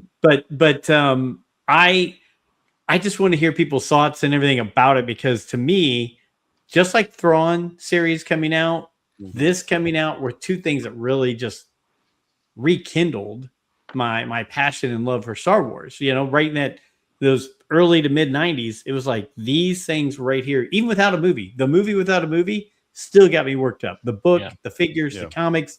Yeah. I didn't play the video game because I'm not a video game person, but I had I've got somewhere the CD. So all that. It's wild to me. Go ahead. They had the blueprint with Shadows of the Empire, and they should have done the exact same thing with High Republic and made it like a multimedia type event. I know that's a very 90s word, but they should have done more than just the books and the comics. They had an opportunity to do something special with High Republic, and I really think they floundered that whole thing. I was going to say their problems were beyond their way of release with that. Yeah, but if they could have released some like figure, they could have like hyped it up like they Music. did. Let me- Use something. Well, like they that's did with Shadow Legion. there's the other thing. There's no synergy anymore in any of the departments. You're right. You're right. You're right. You know, and Hasbro is. Go ahead. I don't want to get off on that because No, let's not get off on that. But let's talk Shadows. Yeah. But yeah, Shadows, man. Here's the thing too. Also understand in 1996, 30 years ago. My gosh. It was a long time ago, Steve. Brent, you were in college then, right? Were you in college then? 96? No, I was still in high school. I was in High school. college. I was in high school still. Yeah, I was graduating high school in '96. But in Wow, 1996, we're 2 years apart there, Michael Nip? Mhm. I don't know. when this came out, when Shadows came out, you got to remember there had been there had been the Thrawn trilogy Mm-hmm. and Re-release of figures. Dark Empire. The figures, the Force, the Power of the Force 2 stuff was just, it still had not completely blown up on the shelves. I mean, it was going hot and heavy. You know, Star Wars Insider was back with a vengeance. There was a lot of stuff happening, but the ball was rolling, and Star Wars was this was almost the culmination of the relaunch that had been happening since '92 with Heir of the Empire. Mhm. Like everything was now happening in a way that had not happened with Star Wars in years. And so that's what made this so special. And they did it in such a way that unless you read the liner to the CD, which by the way, I just pulled out and I don't know how I was ever able to read print that small. And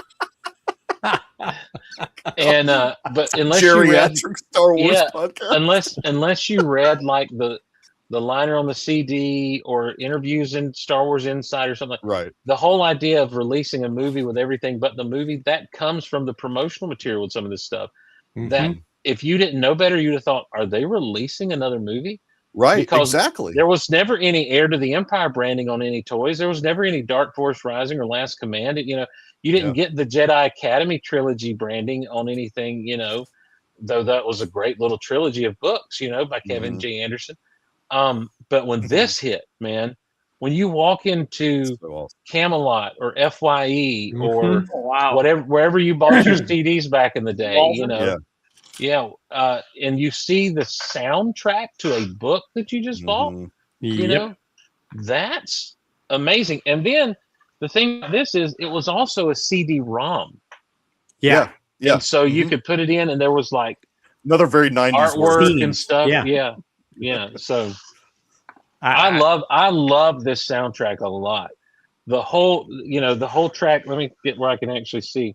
The Night Skies track number 8 that has the Imperial March and the Force theme kind of going back and forth because it's when Luke is on Coruscant Yes. and he and Vader kind of force sensing each other, trying to not feel each other out and everything. Oh, So I wrote some And notes. not to mention the video game tie-in also. I mean, Yeah. Video game tie-in, They went yeah. all.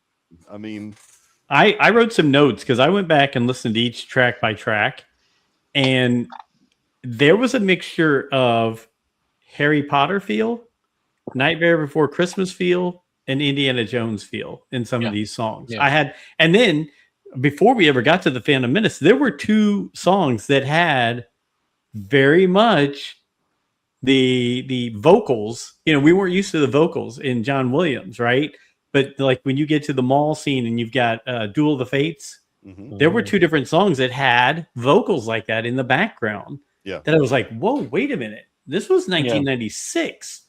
And that was, you think about that was unlocked by Jedi. They had the chorus in Jedi with the Emperor's theme playing and everything. Mhm. And as Luke was building up and taking down Vader on the Death Star, that choir kicks in. But yeah, and the thing is, Joe McNeely, and I don't know what else, Joel McNeely, excuse me. I don't know what else he's done. I hadn't looked him up, but he did such a good job of giving us a John Williams score, that was like, Kevin Kiner is good. Kevin Kiner did great things on Clone Wars and still does. And Rebels and still does. Yeah. Like Kevin Kiner's great. But they did so much experimentation early on in the Clone Wars that you didn't get a lot of that John Williams feel for a minute until they finally decided to ape a line from Jimmy Mack, until they decided Williams is the oxygen of Star Wars. Yeah. And so, but they knew that back then in 1996. It was such a different time too. There were no prequels. There were not even special editions. All we had were 3 movies, some comics, a couple of Ewok specials, droids and Ewoks cartoons where everyone was trying to forget. If you knew about the West End games, the role-playing stuff, you had that. That was but big then too, though. Yeah. Yeah. Well, I didn't know about those though. Like those were off my radar for years and years and years. Yeah. Yeah. But I'm saying, like, I didn't know about those. So there was a lot of backstory that I didn't get on people because I never. And so to have these things out there, to have Shadows of the Empire out there, and then you're going to the toy aisle and you're seeing the toys for this. You're seeing it was such a good thing. But anyhow, all we had was that. So no one was going to experiment with Star Wars music.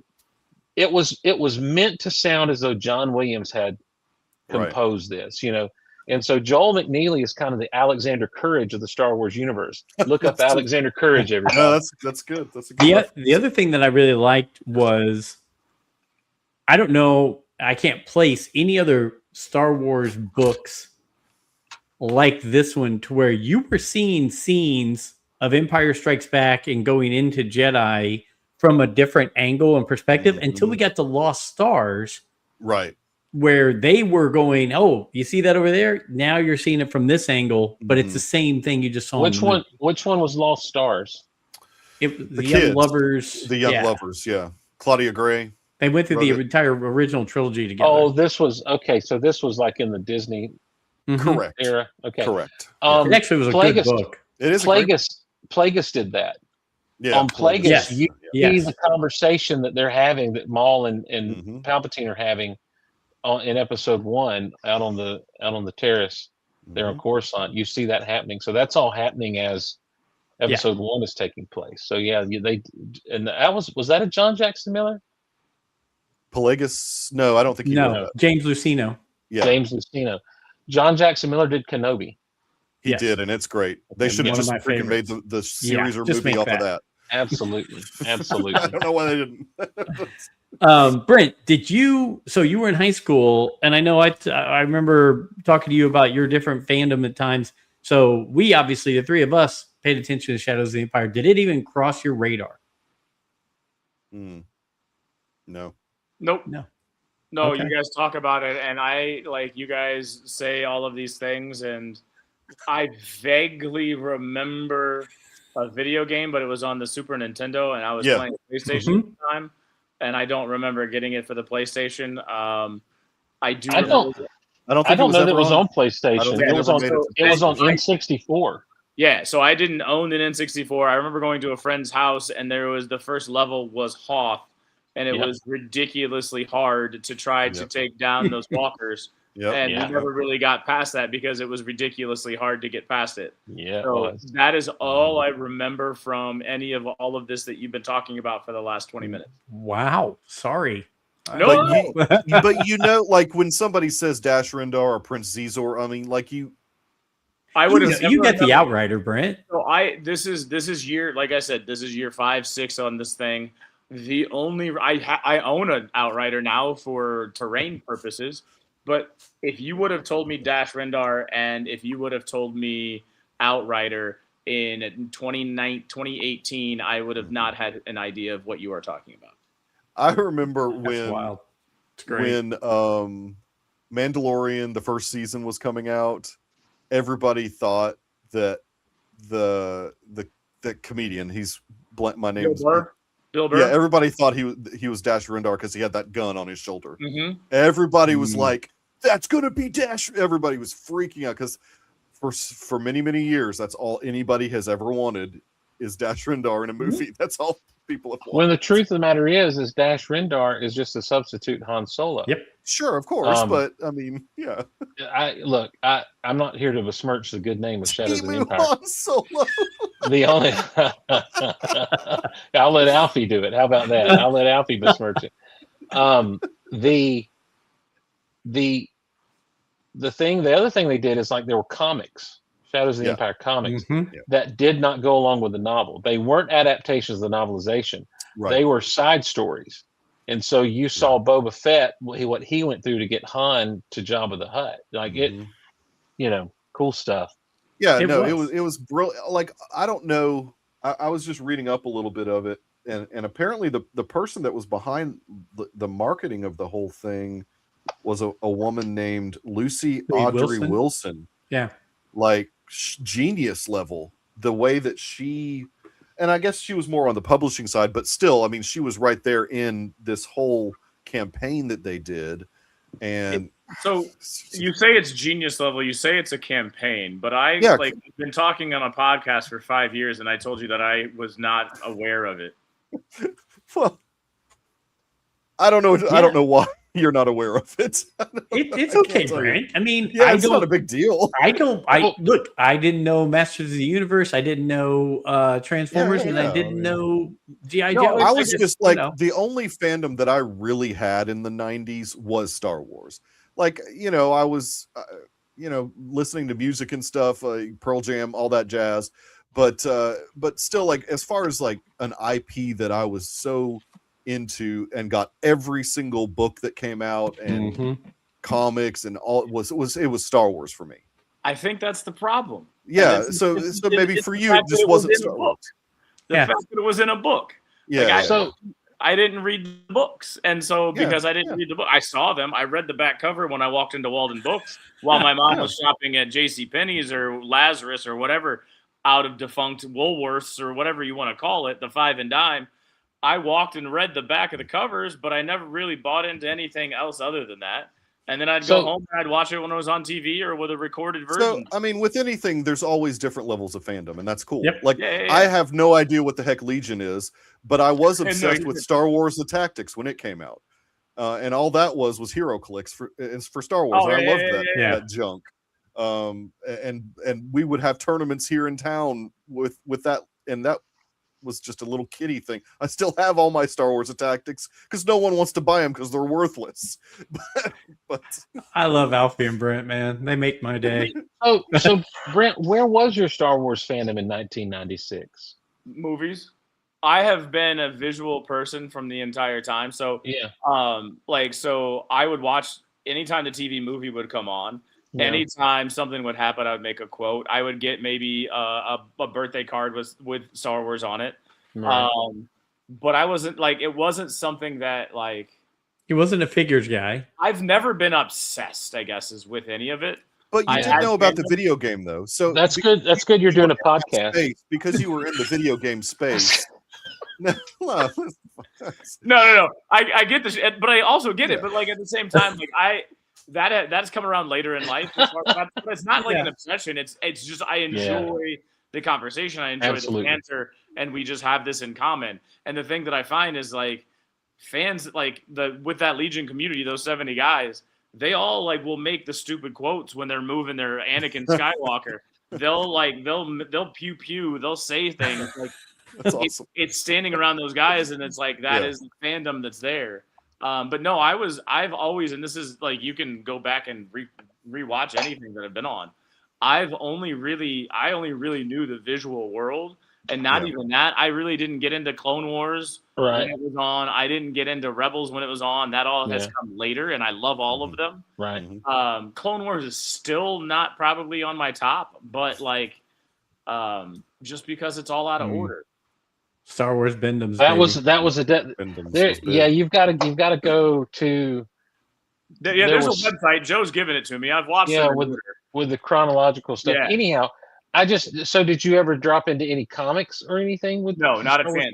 Okay. So there is another game that's out there in this world that I play, and it's called Marvel Crisis Protocol. And there are people that will play it. It's a small sort of skirmish-sized game, but it is all based on Beta Ray Bill. That's a name that from Marvel, right? There's Dormammu, which I've never heard of. Yeah. And absolutely, I know Beta Ray Bill. Good stuff. Right. Right. So Joe's like looking at me like I'm crazy, There's Cosmic Ghost Rider. There's Ghost Rider. Nice. Yeah. That's There right, yeah. are like you name a lot of these. Mephisto is another one that's a big one. Yeah, That's yeah. Yeah. So these are all characters that are playable in that game, and if you're in the comic world and in the Marvel world, like that was totally lost on me.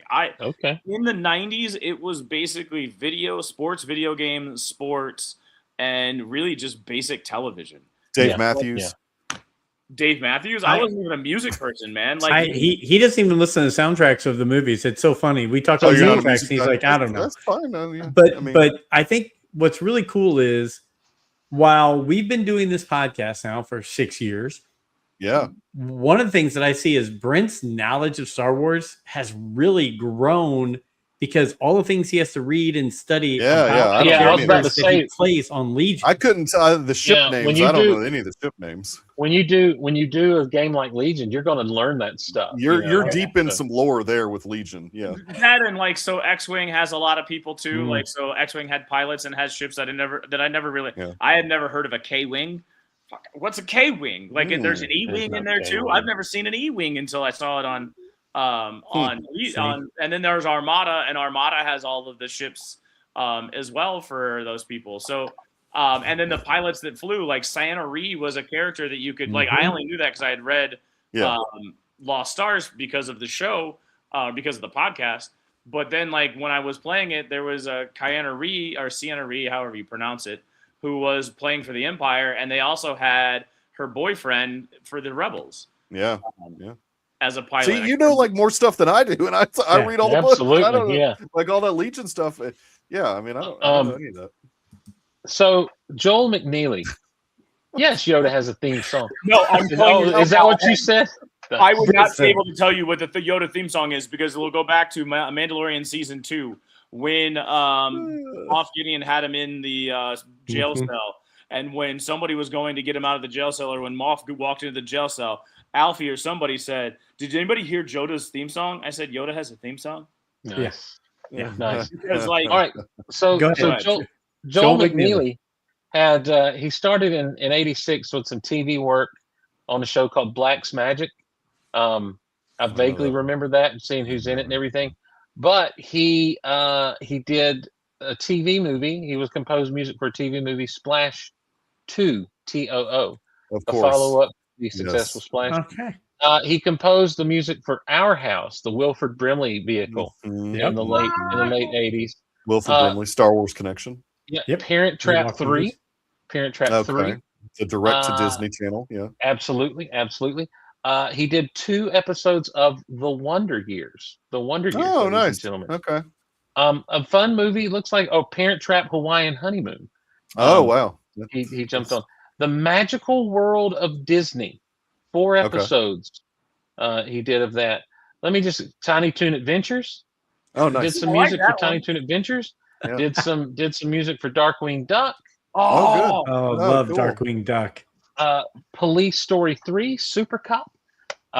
He did 9 episodes of the Young Jack Indiana Jones Chronicles. There you There- go. So there's his Lucasfilm tie-in. Hold on, it gets better, and you'll Oh. appreciate this, Mikey.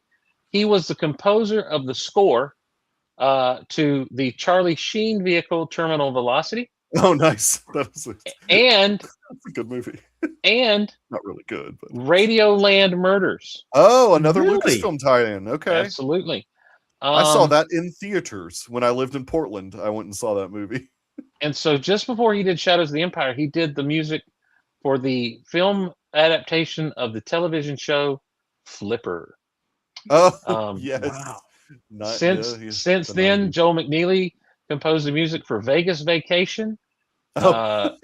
I'm skipping through Well, good. some I'm of glad his, the guy kept some of working. his stuff here. Yeah. Yeah. The Seems like he had a good Avengers, career. not Marvel's The Avengers, but The Avengers with Uma Thurman and Sean Connery. Yeah. Based on the And- British television show. That's right. And a lot of young Indiana Jones stuff That's cool. throughout the '90s. There was I would something else love that to come out on 4K, like physical media 4K of all those young Indiana Jones. I would love that, man. Yeah. He did a lot of Tinkerbell movies. Okay. A Million Ways to Die in the West. Oh yeah, Seth Really? Yeah, MacFarlane yeah. or whatever. Yeah. He composed for the TV series, the very good TV series, The Orville. Oh yeah, Oh, that's Star so Trek he's knockoff. Yeah. Yeah, and more of Seth course, MacFarlane. the television series Ted and American Dad. So he's obviously Okay, so tied he's in Seth with Seth MacFarlane, yeah. MacFarlane. Yeah. Well, Yeah. hey, whatever pays the bills.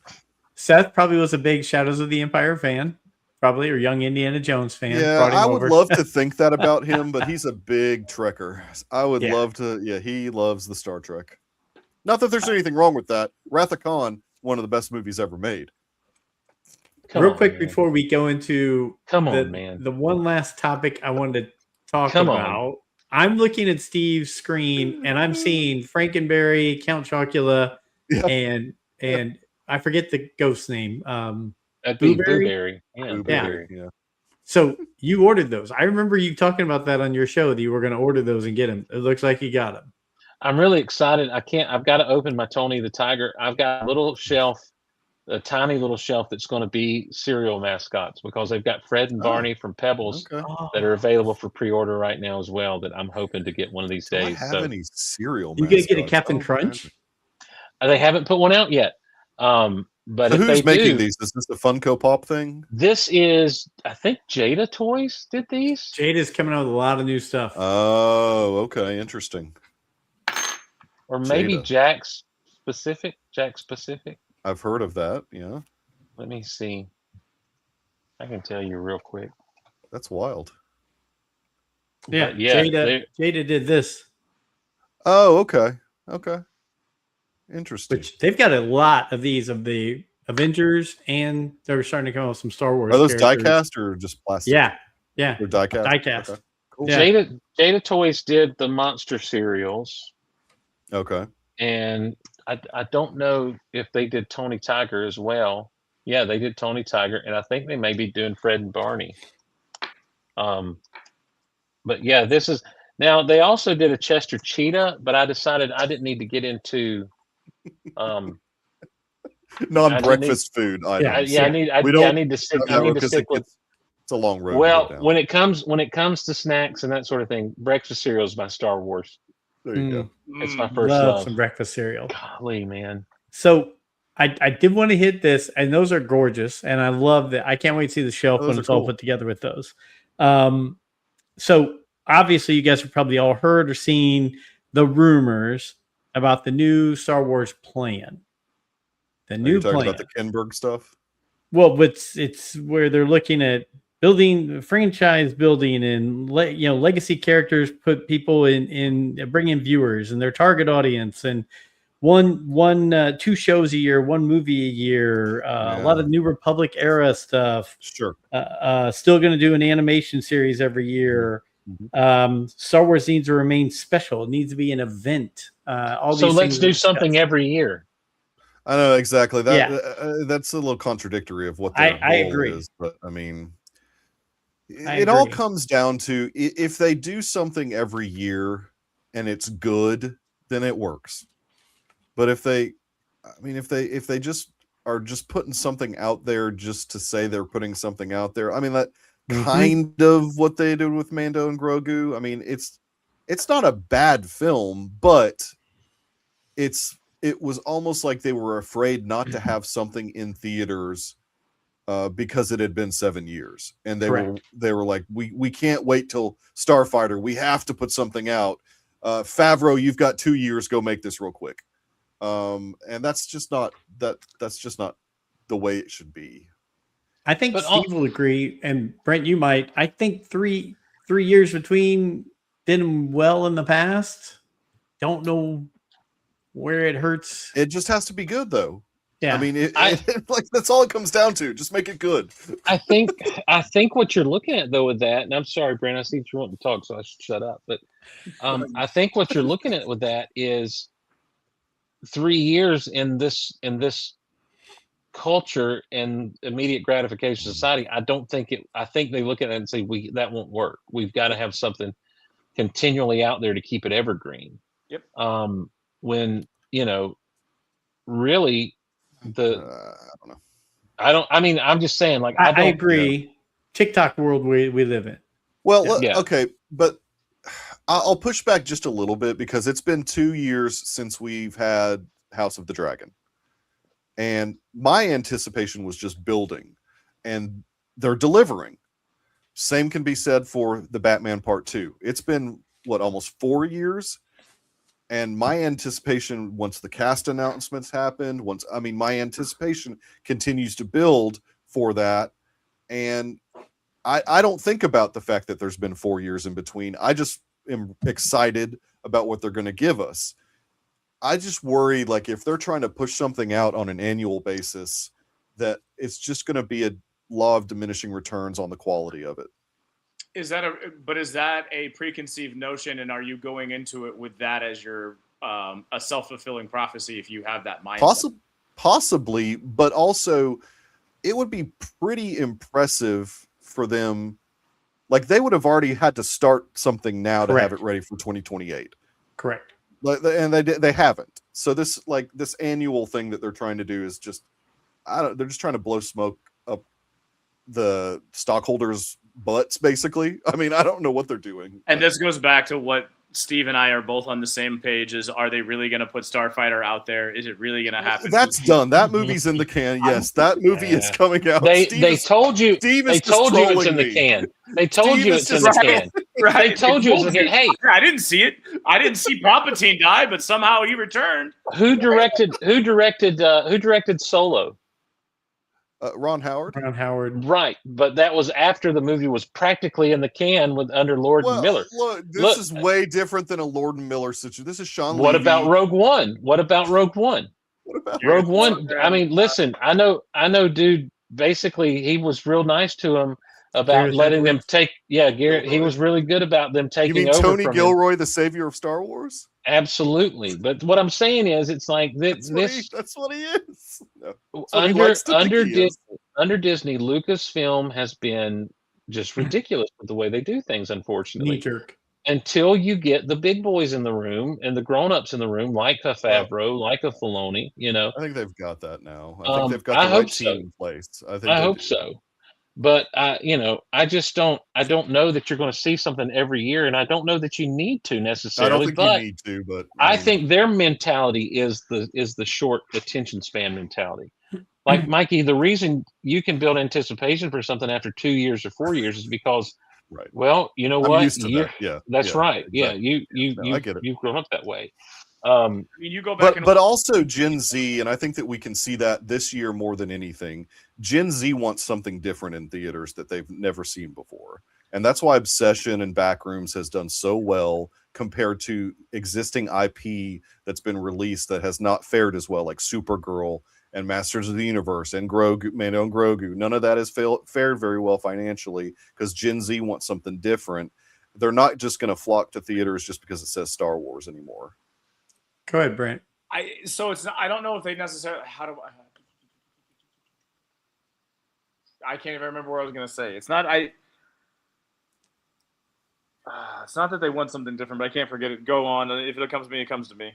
But here's the thing too, and I'll defer to the great Riley Blanton, formerly of the Star Wars Report, now of Geeky Stoics. Yeah. Riley Blanton did a great piece on the marketing ridiculousness of what they did with Mando and Grogu, and just how there was no direction really to the marketing. Like there were cute things that they did to have the property out there, but you didn't really know what it was. You know, one of the things I enjoy doing sometimes is looking at old movie trailers.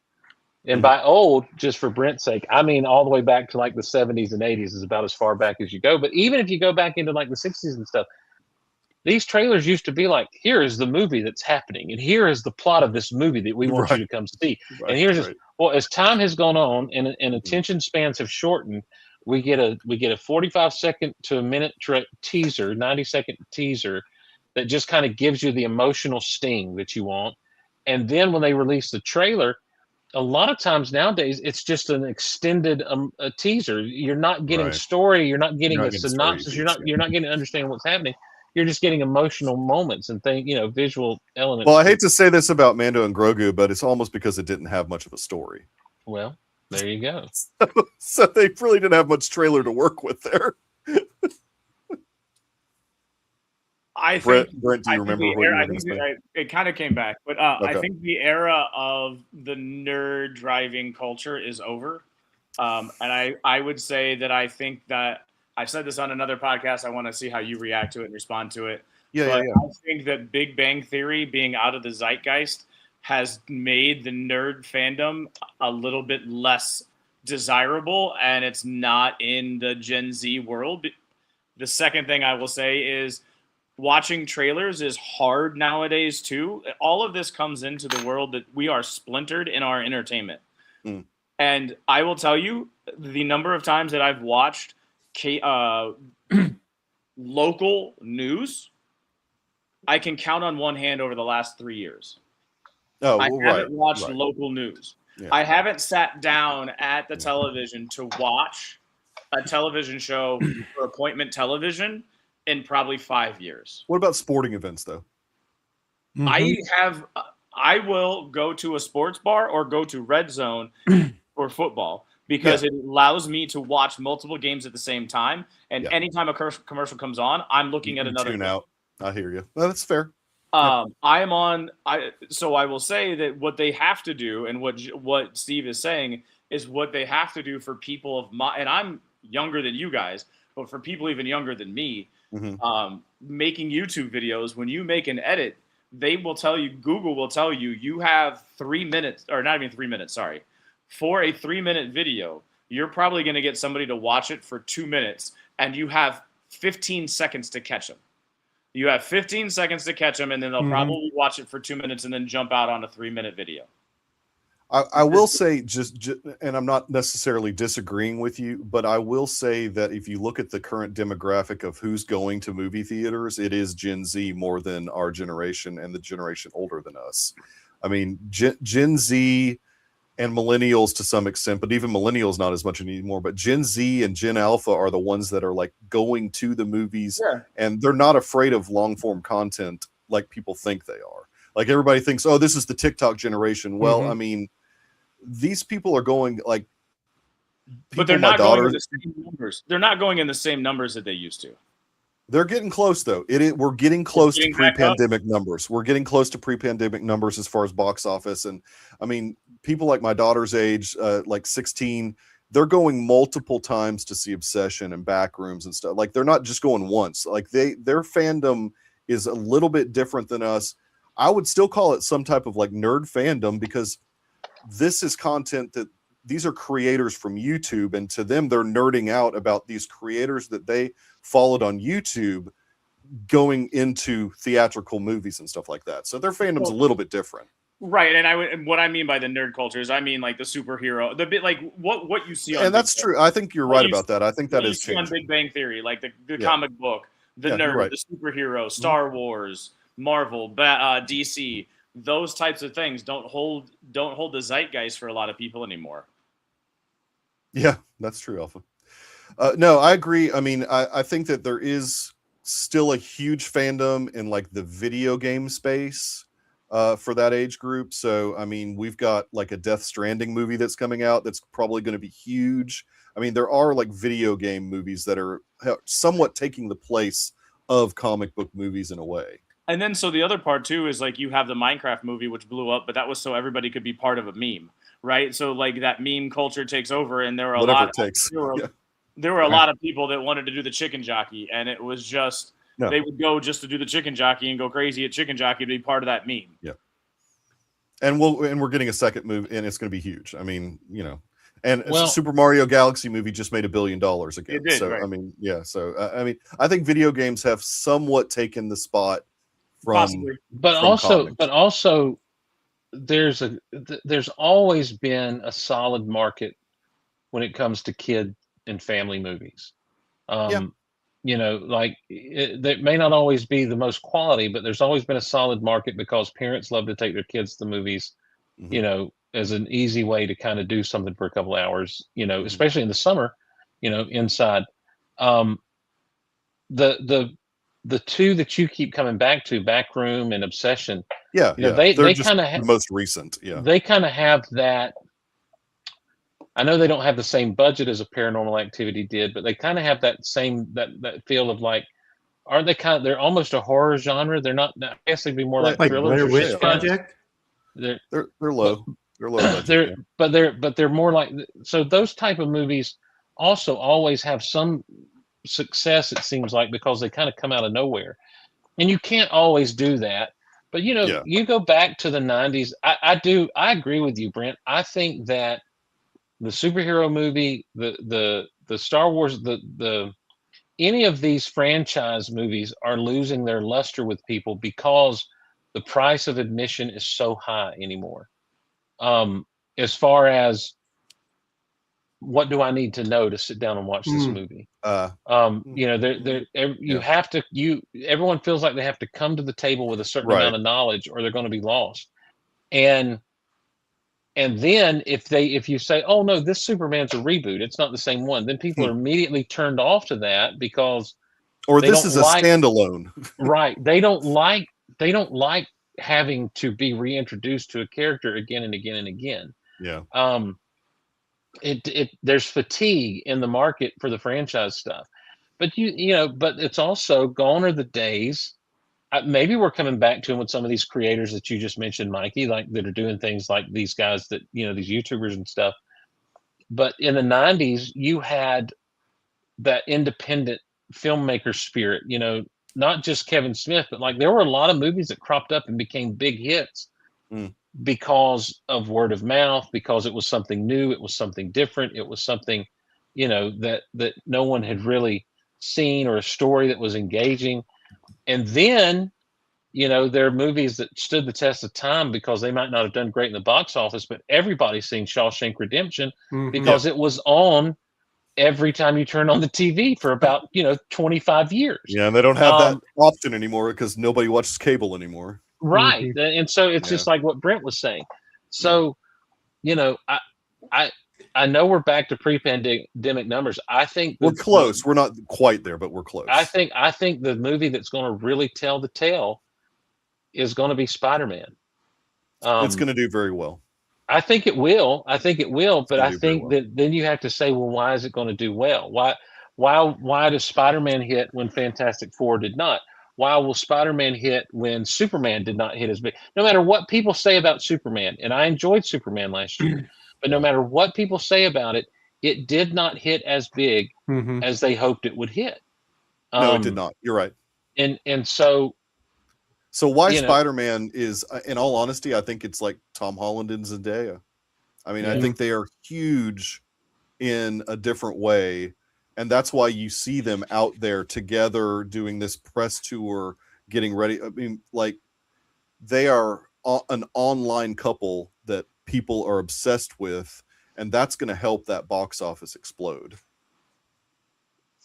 Another thing that hurts box office is and I think it's from our generation at least, so my age and older, is we don't want to pay that cost, and we also know that it's going to be on Amazon Prime or Netflix or within like it's. I think that hurts because I remember so we're talking about the 90s when it showed up in the theater, so the Phantom Menace, when it showed up in the theater, it took 9 months to a year to get that DVD out. Yeah, right. Yeah, and it was a huge thing when it finally made its way to like the rental, and you could go rent it or buy it, right? So that was a big deal, and it took 9 months, and you almost forgot about it by the time it got there. You forgot what you saw, so you wanted to watch it again because you'd forgotten what you saw. Right. Now, 3 weeks. Hey, it took Phantom Menace a year to come out on VHS. Yeah. It wasn't on DVD yet. I remember because I remember Attack of the Clones wasn't Attack of the Clones like the first one to go to DVD first. First one DVD first, yeah. It had a VHS also, but I mean, right. But I remember me and a buddy went to the store to pick up the Phantom Menace VHS because absolutely we were stoked to bring it home and watch it. But it was and I know it was the year after because it came out in '99, and I was in Minnesota in 2000 when it came out, and so I know where I was when I got it, and that you're right. I mean, it used to feel like forever. If you missed a movie in the theater, you just hoped it showed up on the video shelf somewhere. Now those windows are expanding a little bit, Brent. I mean, some studios are getting the message. Like Obsession waited. I mean, they just today, I think today was the digital day. So it was a quite a long time. So studios are trying to play with that number a little bit and expand it again. But it is a frustration. I mean, because it's too quick. I mean, I hate that it's so quick. It takes away from the theater. It does. Yeah, right? Totally does. And like my daughter's at church camp, and she wants to see 2 movies, and I don't know if Chris will be there by the time she gets done with church camp. Right. She wants to see Toy Story 5, and she wants to see Moana live action. They'll be in there, yeah. But you know what I mean? Like, yeah, it's hit or miss whether or not they'll be out already, and then they're already promoting it on Disney Plus, Moana 2 anyway, or Moana live action. Moana live action. On Disney Plus. Yeah. So, I think it's amazing, Brent. You brought it up that, I mean, let's think about it. Movies today have layers of costs that we don't even add in there. The knowledge or the books or the whatever, the past history of like a franchise thing, what do you have to jump into? The cost at the theater itself. And then you're already paying, hey, it's going to come out on this streaming service. I'm already paying for that. So you're looking at different layers of pay that you're going to have to do to see if you're even going to watch that movie. Yeah. I mean, mental, physical, going to, all those things come into play of your decision if you're going to go see it. It's crazy. And if you live where Steve is, it's 4 hours to get to the closest movie theater. I mean, I'm not exaggerating when I say 30 minutes to get to the nearest movie theater. You can walk uphill both ways to get there. I know. He's got to go through the snow. The snow in July. It's the snow in 100-degree weather. Yeah. Yeah. Y'all can laugh all you want to. I'll take the camera and show you outside one of these days. I live on a dirt road in the middle of a cotton field. So, oh gosh, it's a true story. I'm not making it up. I don't appreciate the joke. I'm getting kind of mad right now. I'm really angry. I'm gonna do this. We're gonna go half of what a usual Geek Out Loud goes. We're going on 2 hour of time here, and we're not going to do the 4 hour marathon. I could go for another 2. Let's do this. I mean, seriously, but I think this is what Ryfin says all the time too. Is like, Joe, we'd be sitting and talking and shouting at clouds, no matter whether we're on camera or not. Like, we could just sit and talk about exactly. We are a Star Wars podcast, but it's all about the industry. It's all about toys. It's all about everything and all the tentacles that have it. So yeah, of course. I enjoy talking about all of it. And like, I do too. No one knows, right? Like, we all have ideas and speculation, but no one really knows why it is. But it's a struggle. I mean, obviously, it's a conglomerate of factors. Like, there's a lot of factors to it. You know, the culture shifted during the pandemic crap, and it took people a while to get back to what they used to do, just for whatever reason. And I don't know how much people realize how much things changed on the back end of that, as far as, our generation and how we do things, because let me tell you something, I'm late on the tree, Gen Xer, and as tough and as non-caring as we all are, if there's an easy way, we're going to do the easy way every time.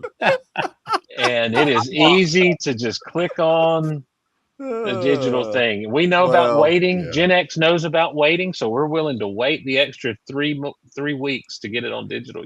I'm early on the tree millennial, and I'm the same way.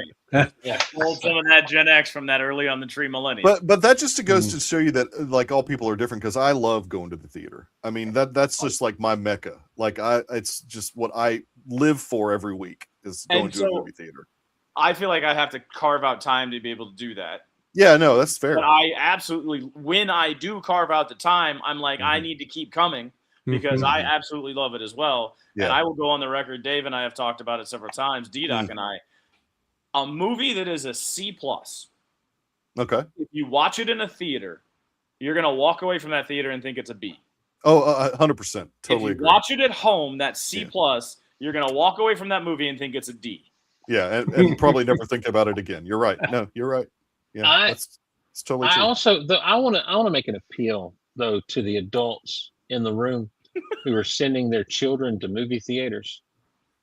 Teach your kids how to act in a movie theater. Oh well, I will say this: the last 5 out of 7 times that I was Wow. at a movie theater. Wow. Either I had to get onto a group or Really? someone else did. Yeah, because I'll stand up and tell them, be quiet. Yeah, And I don't have that problem in my market for some reason. and when Big Hoss stands up and says, "Hey guys, let's settle down," and I put my big boy voice on, kids shut up. And the other I've day only had to do that I forget what we were twice watching. in my We were life. at a movie.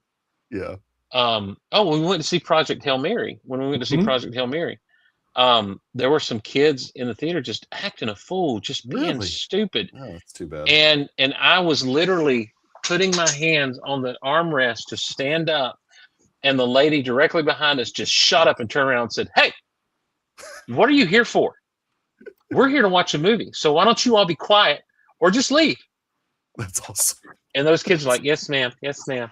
And I'm sitting there like, Yeah, "Oh, I that's- didn't have to do it That's this so time. That was strange. nice." I've literally, I've had that happen maybe one time in the last 10 years. So I've been lucky, I think. But because I've heard horror stories in other areas of the same thing. Yeah. I've gotten up and walked up the steps to the very back row and stood over children, teenagers, and been like, "What are you doing? You're wasting your money or your parents' money. One, Or, we're yeah, here to so watch a parents, movie. they're not wasting Stop, just Yeah. stop, leave."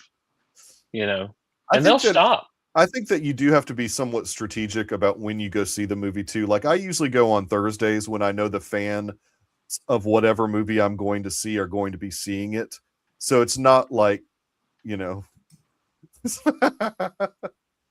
Alfie doesn't listen to podcasts, so for him to listen and Yeah, talk. dude, this is tonight, a short podcast, Alfie. What Yeah. are you talking about? The ones I listen to are long. Back when Geek Out Loud was a thing, hmm, there would be times where I go 4 yeah. hours. I know. I would love those. We need some Steve Glosson commercials. Those are classics. Sasquatch commercials or whatever. Oh yeah, yeah. Yeah, those are classics. Get out of here! I'm gonna Get get outta my here. stick. Get on up out of here. I rough talked him and run around that path back there. I said, get away from him." Steve, I And he still- went right back out that path out there. Steve, one all of it my takes is favorite- just hit and record. That's all. One of my very favorite things that I have still as a recording that Steve sent to me is the Scott Rifen talking about running stuff over during the storm. That Oh my gosh. that is Oh yeah, that's good stuff. When he's like, "Oh, kitty cat, no, raccoon," Oh, yeah. and you hear yeah, the you hear bump and the squish, and he goes, "Not anymore." Has the Rule the Galaxy listenership heard Mandalorian Rain before? No, Steve, I don't think so. Steve, No. you've got to remedy that. My favorite is Gate, by the way. Oh, Hmm. listen, when you're just responding to someone and you're like, it's just, yeah. He tried to bring that up the last time we were on the show He did. together. He tried to start that stuff up. All right, there he goes. Listen, The Scott Rifen voice. you know what? I was feeling bad for the guy, and then y'all brought all this mess up, and so because they've shut down. I Hate Radio has shut down. Straight talk and everything. Yeah, So it's Scott's gonna land on his feet. oh gosh, yes. He's Yes, got a he will. plan. He's ready. Listen. This is a blessing. I'm a blessed man. I just realized how blessed I am. Everybody loves me. I'm the most loved man. I used to be the most listened to man in South Georgia radio. Now I'm the most loved man in South Georgia radio. Yeah, he'll never hear this, right? He might. I tuned in and listened to Glosson. We had a great conversation on the phone the other day, and Glosson's there ripping me apart.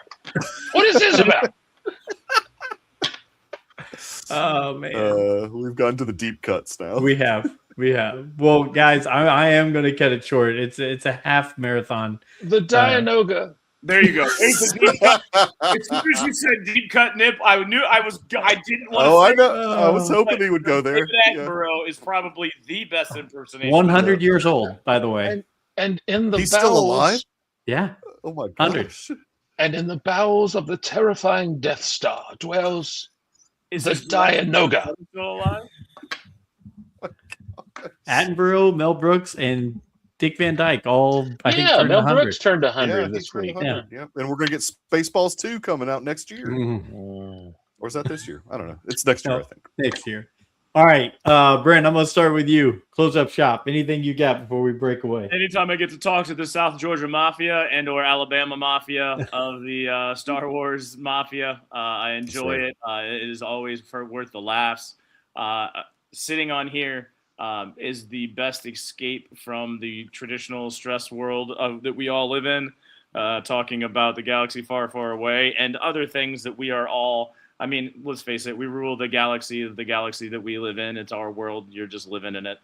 But yeah, thanks guys for coming on. Thanks for having me in here, allowing me to escape and just release that stress of the day and laugh. It's always a great time. Thanks, Brent. Mr. Nip. Awesome. Yes. Oh man. First of all, it was really fun. I'm glad that we could finally work out the time to make this happen on a random Tuesday. I'm really honored to be on here. In all honesty, I love any excuse to talk about Star Wars and anything really. I mean, movie wise, comic books, anything. Read a book. That's what I want. Everybody pick up a book and read it instead of listen to it. That's what I want everybody to do. Pick up a book and read it. Cinema Debrief podcast. Yeah, that's a good read too. Cinema Debrief podcast. We release every Monday on whatever podcatcher you want to use. It's only about an hour, so it's like a short podcast generally. And we'll talk about an old movie, and then we talk about the new stuff, and we'll throw in some movie news every once in a while if something big has broken. So yeah, it's fun. Garrison Rifen. It's reinvigorated my love for the medium. I had stopped my other podcast. I was just going to hang it up at that point because what's the point anymore once you hang up that podcast, the first one that you started, that I did for like 15 years almost. But talking to a guy that's like 20 years younger than me about movies and stuff, it's been great. I've really loved doing it, and I'm just glad that he chose me instead of his dad to do a podcast with. Nice. Okay. His dad loves that too. I know his dad loves that. Mr. Glosson, how about you closing up shop? This is a book that Michael Nip gave me. Oh, that's right. In Rome, Georgia. Yeah. Yeah. So that was nice.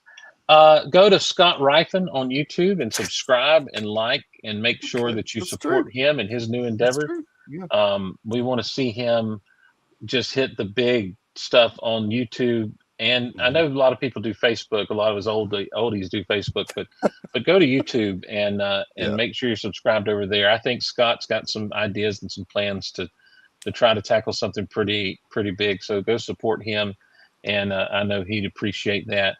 You know what? Thanks for the memories when it comes to Geek Out Loud. We may never be back with that show, but I have tons of ideas. So if anyone wants them, I can sell them to you. You're more than welcome to reveal those here on Rule of the Galaxy. We'd be more than happy to have the Geek Out Loud division of the Rule of the Galaxy podcast. But look, Brent, it's been great because we haven't caught up in a while, and we need to catch up in person here in Indy sometime soon. So thank you for being here. Love seeing you and talking to you. Michael Nip, Steve Glosson, two of the favorite guests we have on here, and you guys are great, and it's been so good getting to know you guys over the past so many years and interact with you. So thank you for taking the time to come on here and being a part of this. And I'm going to reach out to Scott Rifen myself and talk to him a little about some ideas and everything. But yeah, I'm wishing him the best with all that stuff going on. But look, you guys, I just come here and I'm kind of like the David Letterman, right? Like I just start throwing questions, letting you guys go. And I think there were times tonight where there were 15 minutes where I didn't talk at a time. And that's great. I like that. Brent and I would sit there and look at each other and be like, let's go. I'm listening to a podcast that I'm actually on. So this is great. So thank you all for being here and doing this. So the listeners, the followers, check it out on YouTube because we had some cool stuff up on YouTube tonight. But as always, go check out the podcast if that's the way you check it out. And just know you're missing some great video that went along with it. But chapter 388, Rule of the Galaxy, checking out. And until next time, may the Force be with you. Is that how you end this thing? May the Force be with you? I didn't know. It's still going.